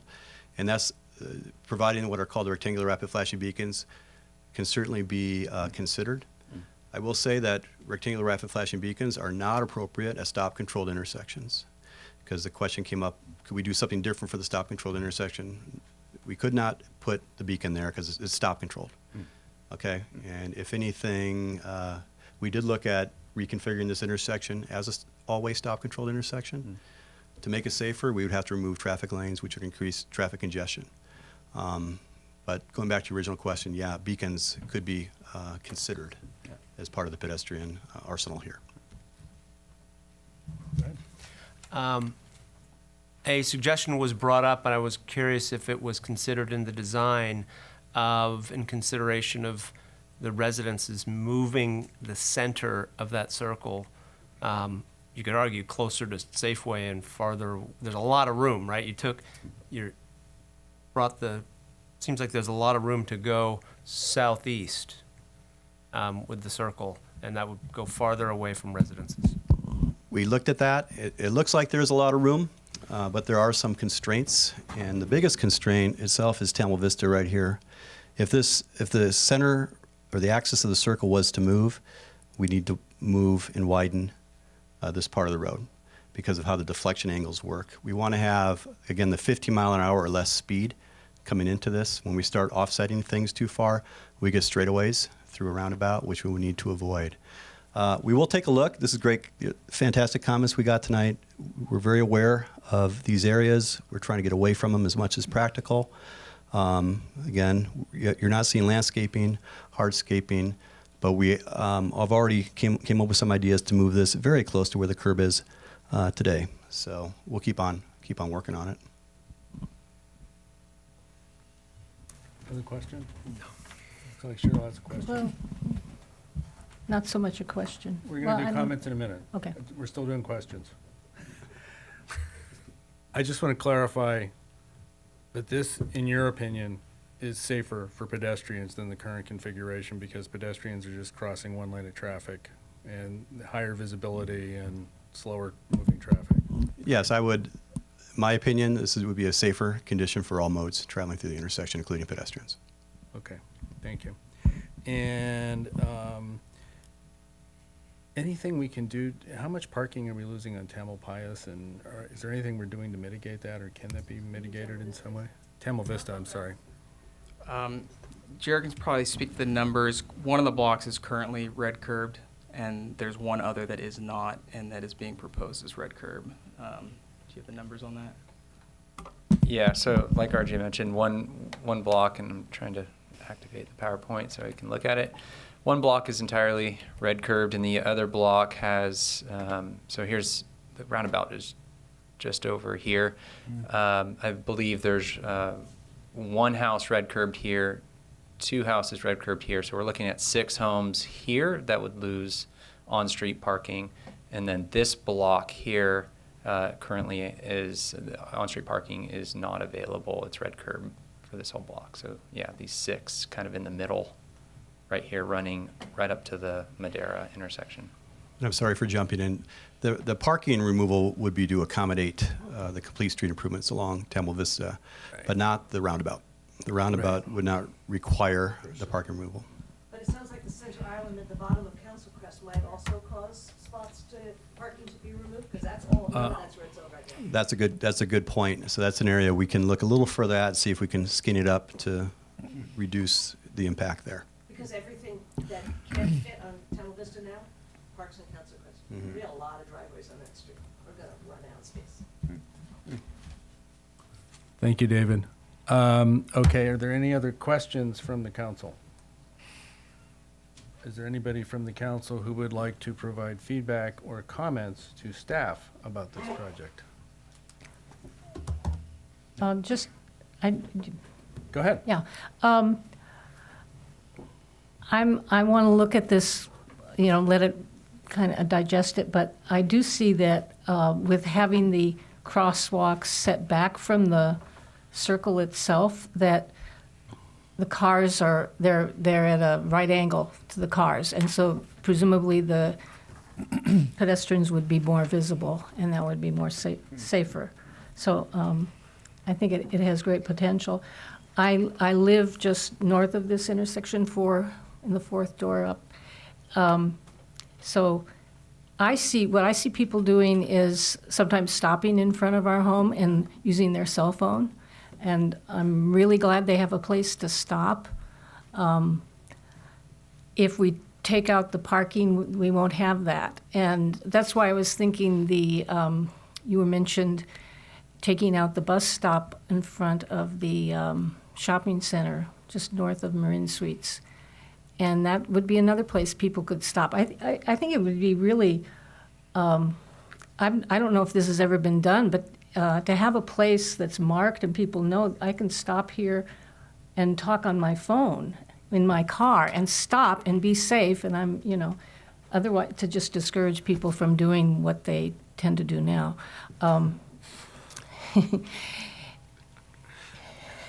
So I'm a dreamer. If there's a place for them to pull out, they have that at the to be airport. on their phone, they're going to pull out to talk on their phone. They do now, but anyway, I would like to see this modified to, in recognition of the residents' concerns, and otherwise I think there's some real promise here, especially with more development on the street, and so. Anything you want to say? Yeah, my general comments would be when it comes to change like this, especially a change that affects the residents, for the staff, no one will ever accuse you of over-communicating. So do your best to continue the outreach in many different ways, because I know we don't all consume information in the same way. And we can always say, hey, we had these meetings, we did this, we did that, and the other, but just please do as much reach out as possible, because a few suggestions come from people and you're like, whoa, I didn't think of it that way. Moving this, the center of that, trying to save some trees, if you can save a parking space, this, that, and the other, please over-communicate. Okay. Are these slides Anything? available on the website? Yeah, they'll be up on the website. I'm sorry, you're out of order. I'm going to have to. Yeah. He runs a tight ship and Sorry. you're out of order. I didn't give you the hammer. Could have done that. Mark. I simply, wanted to say to staff that I actually, this is, I guess, in anticipation, I actually think there will be larger volumes of traffic on that corridor. Here's why I think so. Opening of the Larkspur station at Smart is likely to attract people wanting to use that Larkspur landing station, whatever. So I expect that corridor to be more intense. Maybe fewer cars on the freeway, maybe. In any respect, or in every respect, traffic flow is a high priority in anticipation of that. And I just say that, not having any statistical data yet, but this is what I anticipate. Thank you. David, anything for you?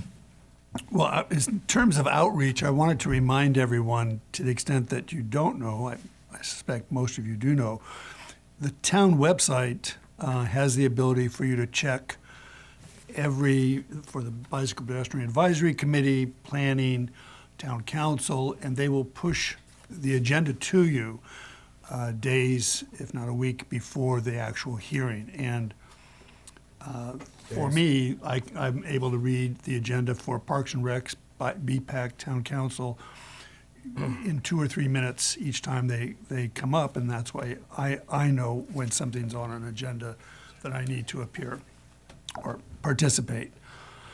It was back in December of 2018 that the first working drawings, I think, from Parisi were presented to us. And I was pretty intrigued by the concept of this particular roundabout and wanted to see it in action in other towns. And I was familiar with some places, but I went out of my way to actually drive a number of places and utilize their roundabouts in Truckee, in Bend, Oregon, in Santa Barbara, Davis. They're starting to put them in Yosemite Valley. There's quite a few in Aspen, and there's quite a few in Park City. And so I've anecdotally used all of those, primarily driving and many of them walking. The ones in Bend and Santa Barbara are in residential areas surrounded by homes, and some of the other areas that are more recreation centers like Aspen and Park City, Yosemite, have tremendous amount of people walking. So my personal experience over this last year in utilizing these is that, you know, you're initially skeptical and then you really get sold. And then I sort of went out of my way to look at the planning for many of those cities and also look at the local newspapers, for example, in Santa Barbara and Bend and Truckee. And you have the planning commissions talking about, well, what's happened in the last 10 years? And the comment that I see over and over again at looking at the newspaper articles is that the largest skeptics, there's tremendous pushback in the beginning. Everybody's very skeptical. And then a year after they're in place, those skeptics come around and turn out to be strong advocates.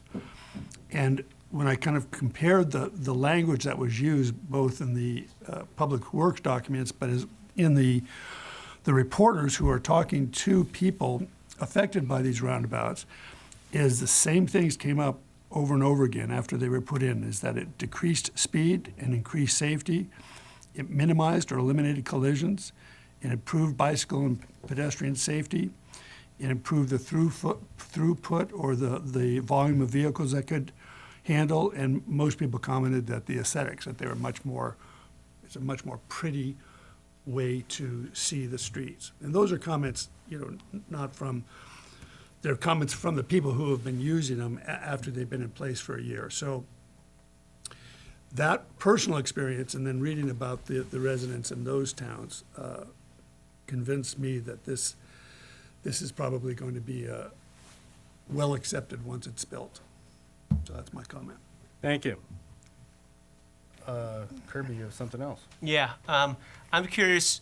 I wanted to poll the audience. I asked Bob if it was okay. How many people had not heard about this roundabout before? I haven't finished my question. Finish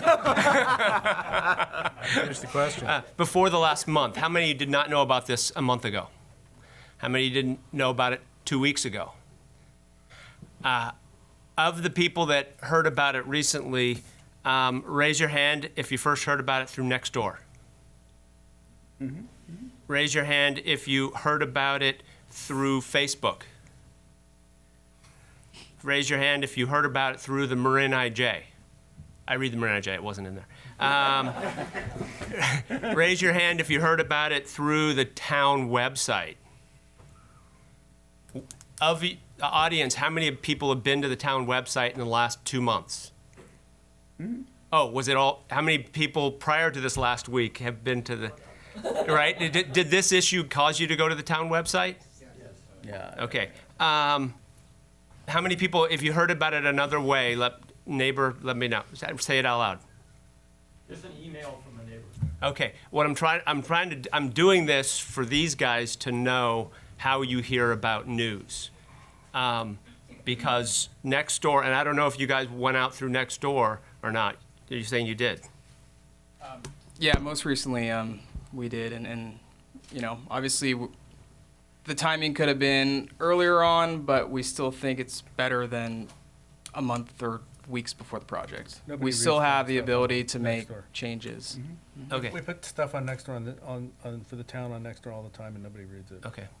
So. So anyway, I just want to point out we all find out things in different ways, and a lot of you didn't know about it, and you're here, which is great. I am, just so you know, for the record, I do support a roundabout, but I want to make sure we hear everyone's voice in the process. Those are my comments. Can I make a quick comment? I gotta follow that. So I passed out a few letters to people right around the roundabout last week, and we are sending letters to everyone along Tamil Vista this week. They should already be in the mail. So there's more, Good. It's on. Thank you. I'll just wrap up quickly. First off, thank you all for coming this evening. As I said, we very rarely get anybody at these meetings, so I really appreciate you coming and providing your input. Thank you very, very much for that. Are we in order to ask questions now? No. You had your chance. Sorry. I run a tight meeting. I'm going to ask staff, I'm sure you will, take everything you've heard into account tonight and do as much as you can. You've already answered a lot of the questions. One of the things I did when I saw this was becoming an issue, I started doing a lot more research on roundabouts than I had done in the past to learn more about it and try to answer some of the questions. One of the things that struck me is, our charge on this council and the town council is to protect public health and safety first. That's our job. That's what we do. That's what we spend money for. And this project increases safety. The statistics clearly show that. And it's unusual, it's different, and that's hard for people to deal with, I think, in general. It's hard for me to understand, but in general, it's an improvement, and we're going to increase public health and safety if we move forward with this. One of the other things I thought was interesting, and I actually checked this because I couldn't believe it at first, but this would actually decrease emissions and pollution because cars are not stopping and starting again. They continue to move, which is also an impressive and I think an interesting benefit from this. I would ask that as we continue to work on this, this is not final. As I said, we do not take a vote. We don't approve anything here tonight. Anything we can do to mitigate the impact on the houses that are on the roundabout is vastly appreciated. I know you've only been working on it for the last 48 hours, but anything else we can do to continue to mitigate that impact, I think, is critical.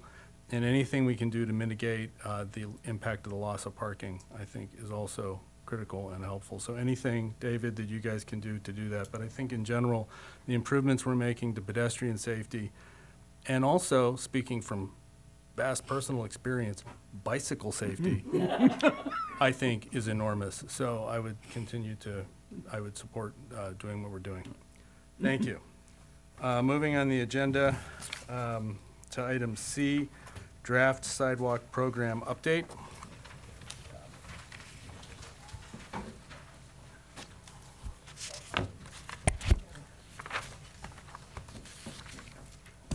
All right. I'll try to move through this. Chris, if you can distribute that to each of the committee members.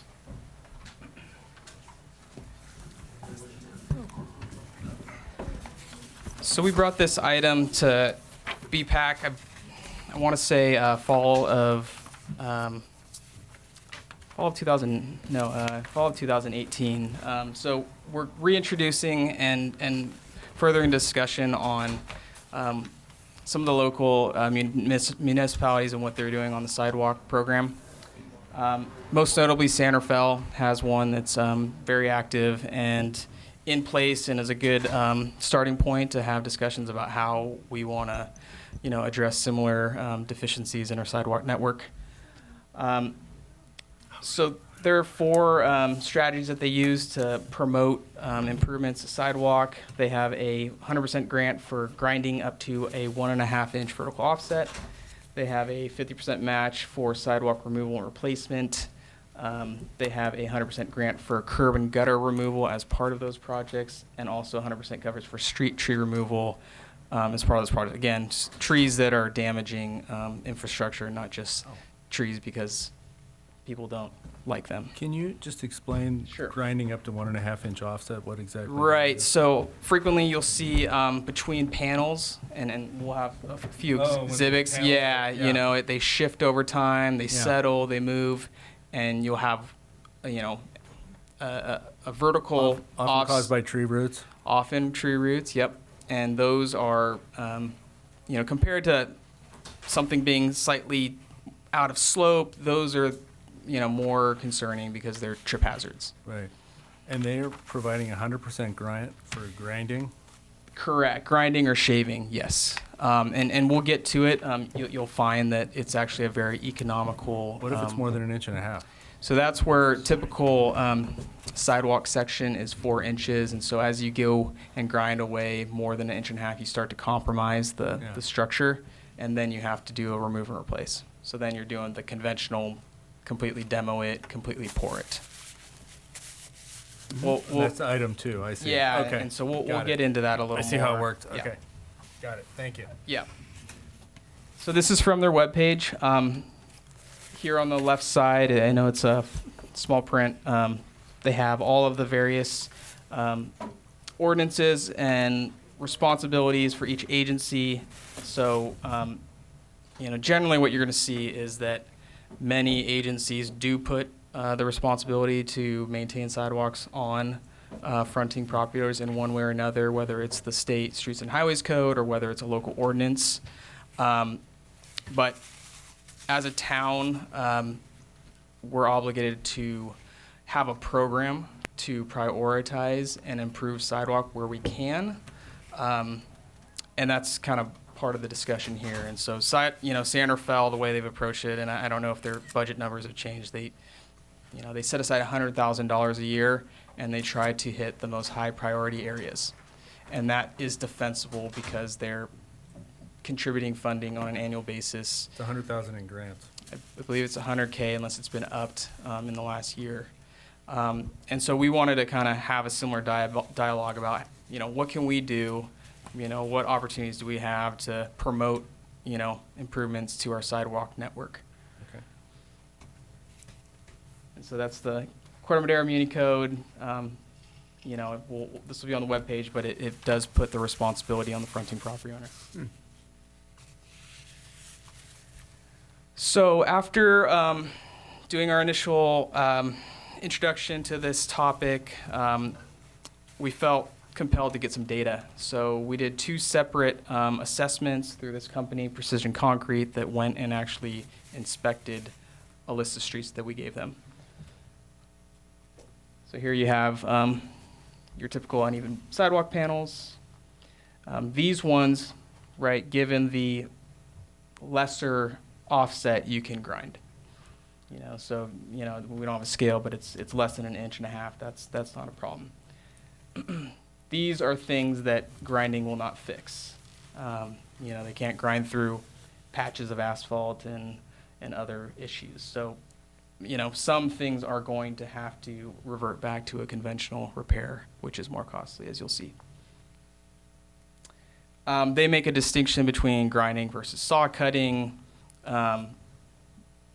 Essentially what we're just trying to say is the final product here on the right, top right corner is going to be very smooth. We actually have an example here. If you go on right out the door here on Willow Street, half a block down or maybe 4 houses down, we did a demo there. So if you want to walk up there and see kind of what it looks like. Yeah, grinding is a tool too, but they call this one shaving. It's going to give you a more smooth surface. So we'll kind of use them interchangeably, but you know, shaving is probably the preferred method.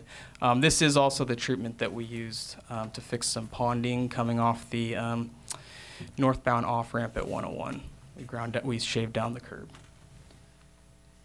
There's an environmental benefit. As you can imagine, you can shave, 10 plus locations in one day using one labor person, and you're not taking a lot of material to the disposal, to the dump. Doesn't use that much water. So, all that hauling of broken concrete, all the emissions that go with that. There's a emissions savings and then also a water savings. Concrete has water in it. So we started by looking at roads that we knew were on our upcoming paving list. So here you have a good portion of the Chapman area that was paved this summer. We've talked about Council Crest today in the middle. We have Meadow Ridge as one that is scheduled for paving next summer, and these were as part of this kind of first round of inspections. The data came back that there were 757 offsets that could be repaired by shaving. There were 59 locations that are going to have to be conventional. The cost of shaving those 757 locations, they've quoted us as $52,000. That doesn't address the cost to go back and replace, but you're looking at, and these are their calculations, so take that with a grain of salt, $212,000 of savings.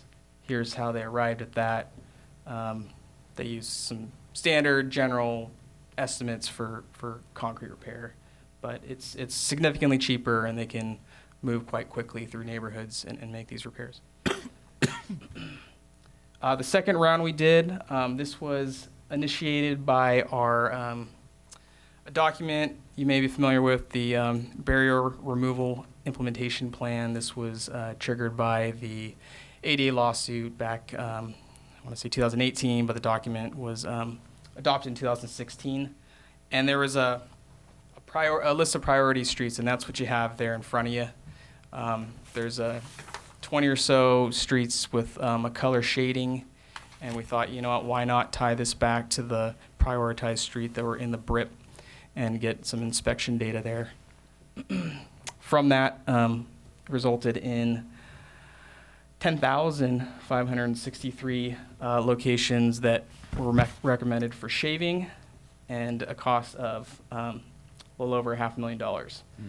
So, there is a backlog of deficiencies out there, and so we have a challenge to start planning for and see how we can work with the community to kind of chip away at it. Again, here's that map that you have in front of you. High, medium, low, and kind of the reasons why they're high, medium, low explained on the legend to the right. Yeah, if you have a clarifying question, sure. RJ, when they did this assessment, were they looking at underlying cause of why there were the offsets? I mean, if you shave and then the tree root is still growing in a year or whatever, you're going to have a problem again. So is that part of the assessment? Yeah, and it sounds like you're referring to the company that's doing the inspection. So this BRIP was done by one company years ago, and then you had a company come in the last year to do the sidewalk inspections. So most of what they found is the very severe ones are going to be more often caused by tree roots.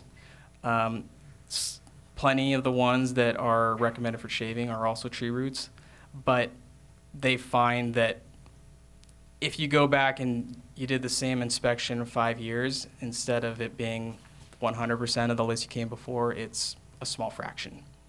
The specifics on that I can't speak to, but there's either the worst of the worst gets handled through remove and replace, and then also there's kind of a slowing down process. They don't. Yeah, there's a decline in how much they offset over time. Oh, so the rate of offset maybe. Yeah, I know they spoke to it. I'll have to. Yeah, that kind of money, and then. Yeah, they clearly did talk about how when they go back, it's 5 years down the road. It's, a fraction, a quarter or so of the number of locations. And whether that's part of the program or not, that's a decision that we can make.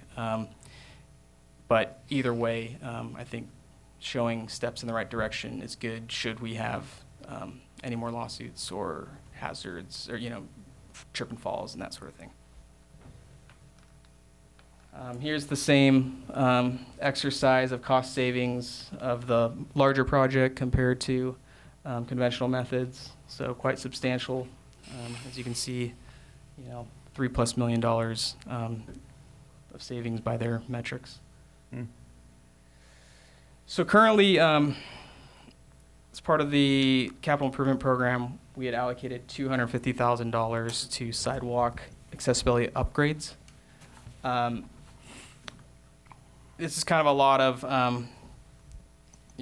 of strategies to kind of take in all at once, and we also have limitations with staffing. Some of these strategies are quite time consuming. We have a recruitment out for an associate, and we were hoping to have one by now, but we're still trying to fill that, and that was kind of earmarked as one of the functions that they would manage this program. But one thing that, I guess kind of the main ask or main request for support on today is to see if you would be supportive of, initiating one of those $50,000 projects. And, whether we, I know it's hard, we got the Chapman area who's had construction. This is a less disruptive thing, but we could go back and kind of finish that one off and grind through I don't know exactly how many weeks and finish those repairs for, $52,000, or we can take $50,000 and kind of chip away at the, some of the priorities in the barrier removal implementation program. But that's something that, we can handle from a staffing standpoint between now and the end of the fiscal year. And then we can come back and have another discussion about the strategies of how to spend some of the other money. It's likely we're going to have to push some of this into the next fiscal year. But looking at those grant programs, those cost shares to assist residents with, fronting sidewalk maintenance and repair. So I'm not clear, is that 50,000, is that 100% town funded, or is that split with the residents grant funding, or how does that? And so we're, so if if we go back and you look at the number of locations, I think it was 757 locations for $52,000. There's a very simple argument to be made about efficiency of just spending $50,000 and making the improvement. Mm-hmm. For us to send letters, obtain a signed permit, obtain a 50% check on what is, I think the average cost, if you do the math, is $75. Mm-hmm. We're going to spend more time, in staff time, processing, mm-hmm. All the above. Okay. So when it comes to grind outs, that's our recommended strategy, is that we just grind them out. Yeah. We just Isn't that what Larkspur does? Do you know? I don't know. Just noticed downtown I see ground down sidewalks. Yeah. Main streets. Yeah, definitely anything town responsibility, that would be our first, anything on the town park, that would be our first response if we were trying to address our own facilities.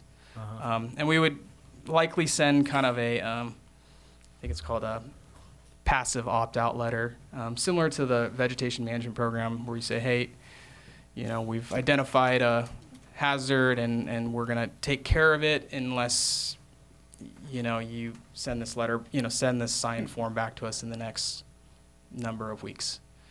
And then anyone who wants to opt out, they have the right to do that. But then we just say, okay, remember, it's your responsibility should anything happen. But for those that don't, we just sweep through the neighborhood and we take care of it. Any questions from the council? I wasn't on the BPAC when there was the litigation for disability access and the settlement. But I recognize that this barrier removal was part of that settlement. Is that right? There was an agreement that the town would... Yeah, we're obligated to spend, I think we have, the remainder is $2 or $3 million, and we have $2 million, and we have until 2026. So, we're probably going to get there either way, regardless of whether we move this forward. But where this comes into play is really we do need to develop a sidewalk program for the town. These are strategies that we're seeing being successful other places.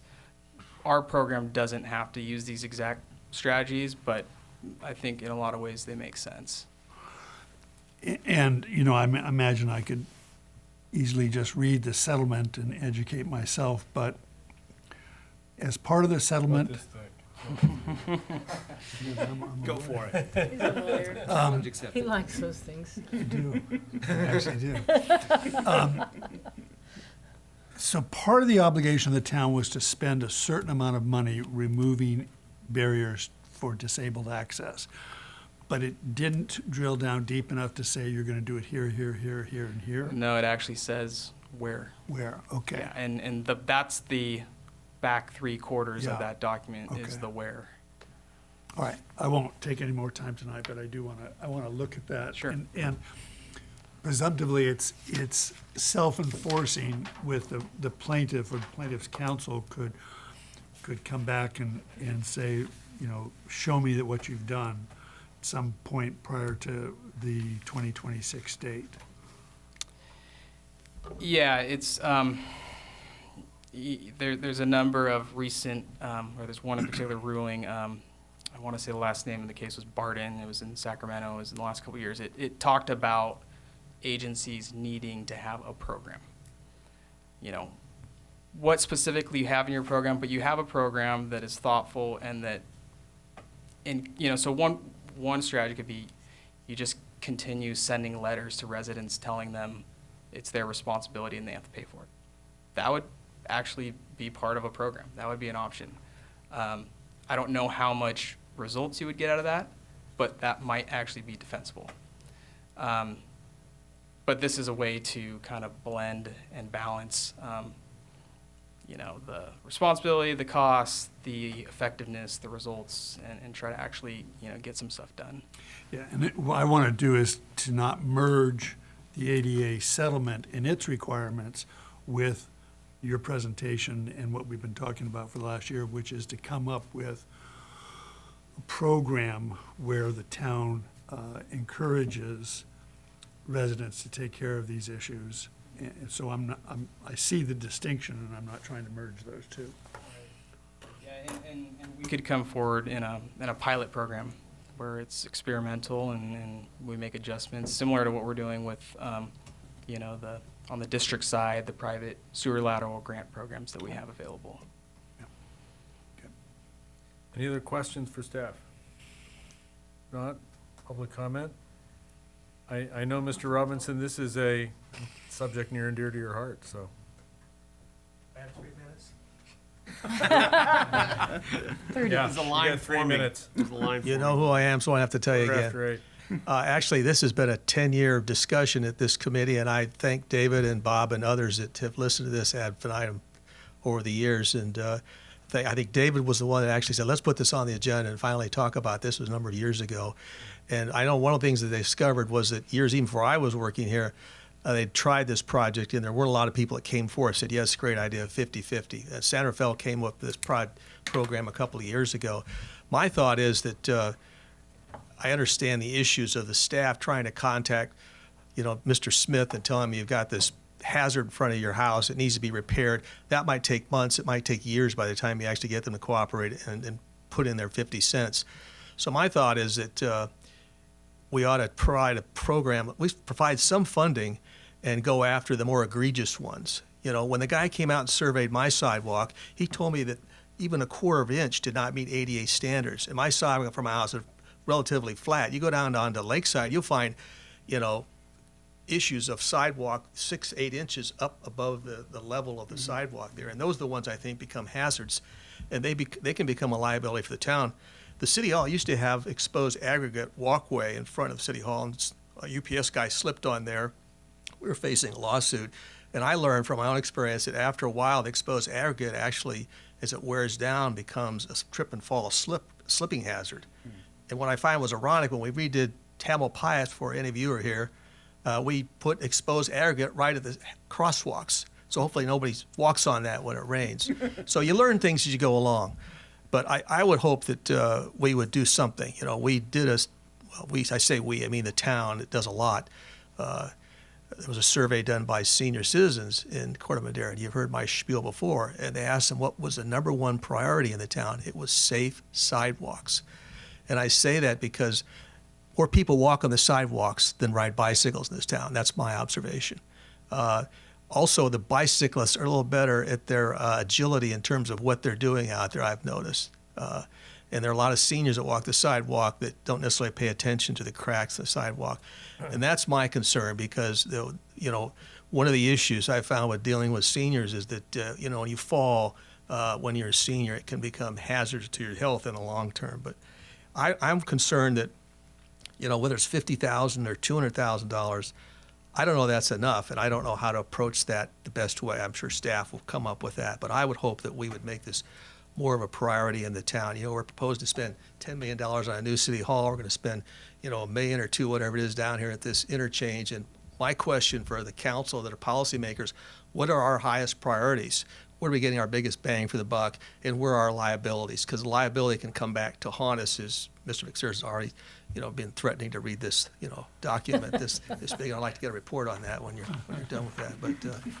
But thank you for listening. I'm glad we got to this point, and I would hope that the town would consider appropriating as much as possible and coming up with a process the staff is manageable, that we can actually get some of the more egregious hazards done. And I think the idea of doing it along with existing street projects is great, but there may be other egregious sidewalks elsewhere throughout the town that are a real hazard and probably need to be addressed immediately.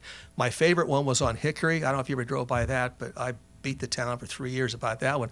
It was like a speed hump that was literally 5 feet tall, and you had people could not take the stroller because of and it was a tree issue, as Cheryl has pointed out. And finally, they relented. The town staff probably spent a year working on that to get cooperation from the property owner. They ended up taking the tree out. There's now a brand new flat sidewalk at that location. So I recognize it takes a lot of time and effort, and you sort of have to evaluate, you know, where you're going to get your most effective methodology in terms of fixing it rather than creating more problems and taking more time and only accomplishing a few projects. So good luck to you and appreciate your attention to this. And hopefully we'll never talk about this again, but put some money in there. You know, $50,000. You can put, Bob knows this. I mean, how much does it cost to put a new patio in the backyard? $10,000, $20,000? Depends on the patio. $50,000 is not going to go a long way in concrete. So maybe the staff's recommendation to do some shaving, maybe that's a good way to go. Maybe that's at least addresses the problem of the differentiation in the pavement. Thank you. We didn't put you on a timer, but. Okay. I just think there could have been 10 more people out here. There could have been, but there's not. Back to the, thank you, Jim. Back to the council for comments. I have Input. one. Yeah. And it's a dental comment, which is that it seems to me that the grinding business is, I equate to cavities. Pretty easy to deal with now. And the other situation, of course, requires, pardon the expression, a root canal. In every sense of the word, actually. So all I guess I'm saying is that maybe it will be a good idea to try and get the cavities done, or at least some of them, maybe on the problem, because eventually some of them are going to, pardon the expression, rise to the occasion of a root canal. So I'm just, yeah, that's, Thank you. You're welcome. Further comments? Yes, David? Well, are you asking for the BPAC to encourage the council to adopt the shaving approach and just get that going, and then come back later and we'll wrestle more with a 50-50 type sharing situation? So the one that, you know, we have the manpower to implement is the 50K shaving contract, and just get that moving. And then also on the existing projects such as Tamil Vista and others, incorporate those into the project, you know, and fund those. You know, that goes against our ordinance, and so we're asking for any support, and then we would further that discussion, develop that program, and develop the resolution that would need to go with it. But currently, right, sidewalk is on the fronting property owner. But we're not in a position to review the resolution and then make a Correct. recommendation. You're just giving feedback and saying we're heading in the right direction or we're not. And then the third is just this voluntary, the residents that are on the street that we're not working on saying, hey, can I have a cost share? That's its own program. That's one that we may have to defer based on our staffing limitations, and that we'll continue to work on and how that looks. Got it. I would just, instead of a dental comment, I'll say, it sounds like you get more bang for your buck this way. So I think it's a good idea. I don't care which metaphor you use. What was it they said that they could get to 14 or more grinds in a day with just a single guy in a truck and move? You know, I'm just going off recollection from the visit, but it obviously depends on, you know, if it's quarter inch, they could do probably 25. If it's, you know, so yeah, but somewhere between 10 and 20 a day, I imagine. Yeah. So if they've got it identified in advance and they can sort of get one done every 30 to 50 minutes or hour and 10 minutes. And that's if they're, you know, blitzing a neighborhood, Yeah. right? If they gotta load the saw cut machine and Yeah. drive, even though it's only a mile across town, unload the thing, I mean, then you're losing efficiency. But it's obviously using an independent contractor who has the machines, whose people are as efficient as possible. It's not involving Public Works at all. It would be a contract that would be let. Correct. Okay. Somebody named Gelati. I bet there's highly specialized. I was thinking the same thing, but it's 8:20. Okay, any I'll shut comments? up. Okay. I'll shut up. Any further comments? No? Yeah. Doesn't sound like it. Go for Go it. for it. Yes. I mean, Go for it, let's, yeah. I think Jim is right. And I think it's important to get something started. Yes. We'll build some success, we'll get some success, and we can add to it. So I would say roll as quickly as you can, but let's get this going, because I think it'll be a great improvement around town. And make some hay, let people know, too. Yeah. So that See, it builds it'll build more momentum, because those seniors are out there and they want better sidewalks. And they'll tell Bob. As I said before, our job is to improve public health and safety, and this will do that. So Great. let's do Does it make sense, because we're going to have two new people on the town council I'm happy to come during public comment once the new members are seated and talk about why we think that this is a priority, or is that If you want to inappropriate? do it when it's on the agenda, On the agenda. yeah, only when it's on the agenda. Okay. Wait till it's Then on- that- There's no relevance if it's not on the agenda. In that case, would you like a formal motion? I don't think we need one, no, we can Okay. just, I think we've given input and we've all been positive, and these guys know what to do, and Okay. Jim's happy, so. He's we're in happy? good shape, yeah. Okay, moving on, Redwood All Highway right, multi-use last path. item here, we'll breeze through this one. Yeah, I'll try to make this brief. Just giving an update on the Redwood Highway multi-use path project. And just as a reminder, this is the Class 1 pathway from Warrenham Drive to San Clemente around the village. And the plan is in the next slide. The plan is to build a new 8-foot path, which is what is existing for most of it. We'll be repaving it, making it nice and smooth, and we'll put 2-foot gravel shoulders to make it compliant with the current regulations. One thing that came up recently in the design is that we identified that almost every tree in that vegetated strip needs to come out because it's uplifting the road and the path. And we had an arborist look at them, and they said if we cut all the roots at the edge of the path, it's going to kill every one of those trees. So.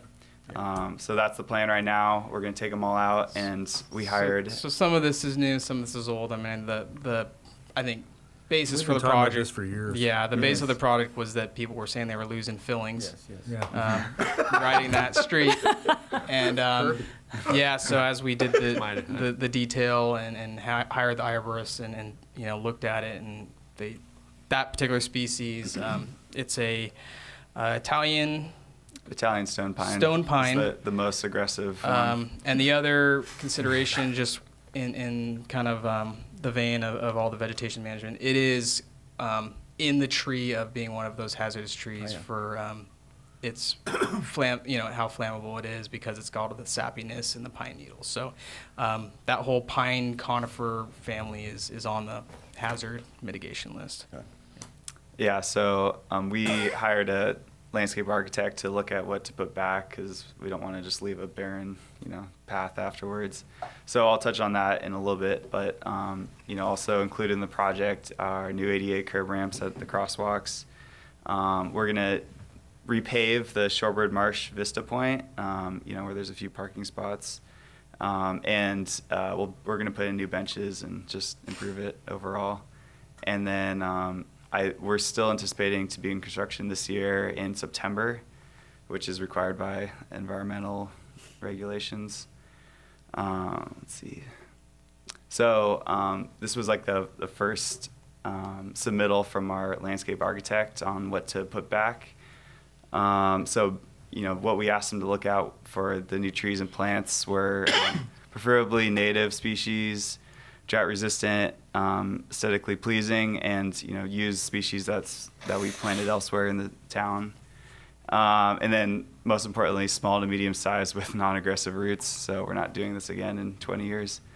And then also they needed to grow well in subpar soil conditions because it's not great out there. I was going to say that's a really good point. So the question is, are we going to be able to have trees that actually can grow in a semi-saline environment?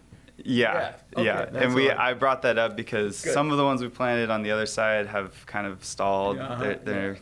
So we're gonna put new topsoil around the new trees, and they're all supposed to be able to grow in poor conditions. So that should help. And then these are some. They're also gonna plant some shrubs and grasses in between the new trees. So here's just a few examples. Are the ones you just showed, are they chosen or are they just candidates? So right now they're just candidates. Oh, okay. Yeah, so this is what we started with, but I'm working with the beautification committee to give another opinion on them, and we've talked to our maintenance staff who has a lot of experience. We have to maintain all these, so we're kind of going through the motions right now. And then here's just a few more they chose, and along those lines, we're also going to replace all the irrigation along there, so it'll all be watered and hopefully stay alive. And that's about it for that update. September? Yeah. Wow.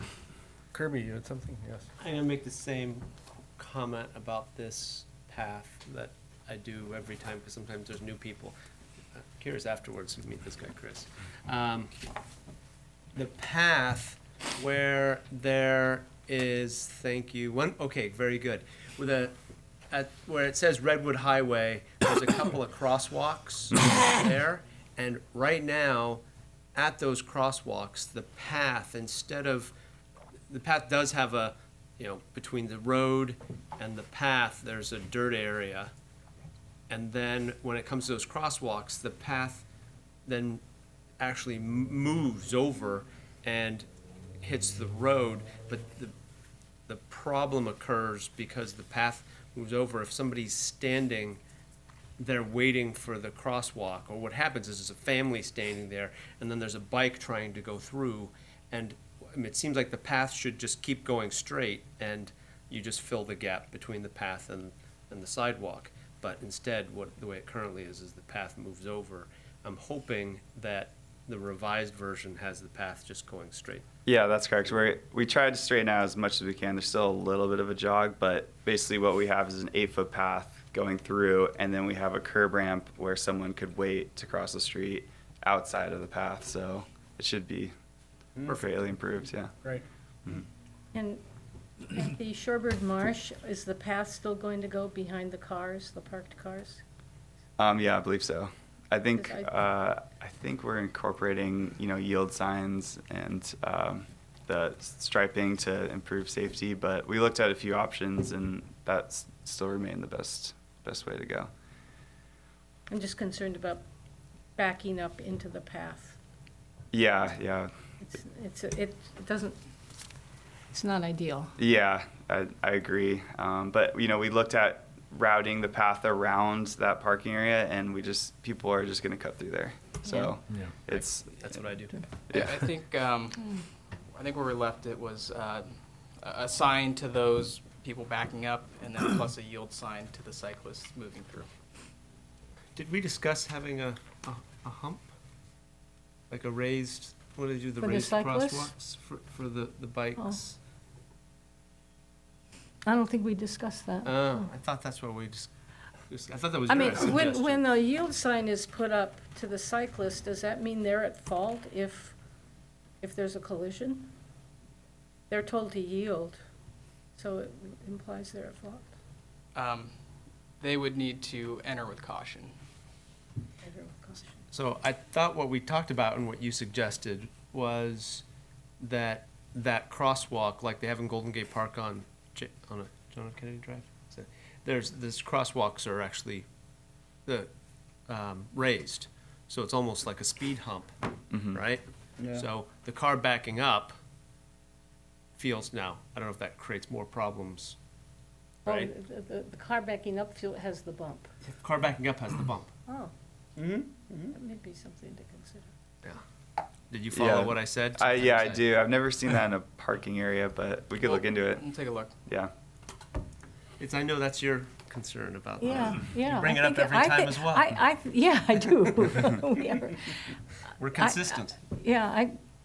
If I were a parent and my child got hit there, I think I would blame the town. The first thing Because you put a path right behind. Yeah, path right behind parked cars. I just had one comment, which is we cannot do too much public outreach on this and publicity around it. Because when those trees start coming down, I'm gonna start getting emails and calls, and so we need to do as much as we can to let people know this is an improvement. We are putting in native plants that are drought resistant, that, all the things you are doing, which are so smart, we need to make sure people know in advance that that's gonna happen, it's gonna be part of this. And that, they're not gonna tear the path up, but we need to make sure, whatever we need to do, I'd get it up on a website tomorrow if you could. The town website? Bob don't want no email. So, because as soon as those trees come down, it's gonna be, Tree killer. we're all gonna be, yeah. I'm gonna be getting calls from the IJ. So, we can put some, because I think you're doing exactly the right things. You're doing really smart stuff, which is great. So let's make sure people know about it and take credit for it, because it's we'll gonna notice be a it big from multiple improvement. fronts.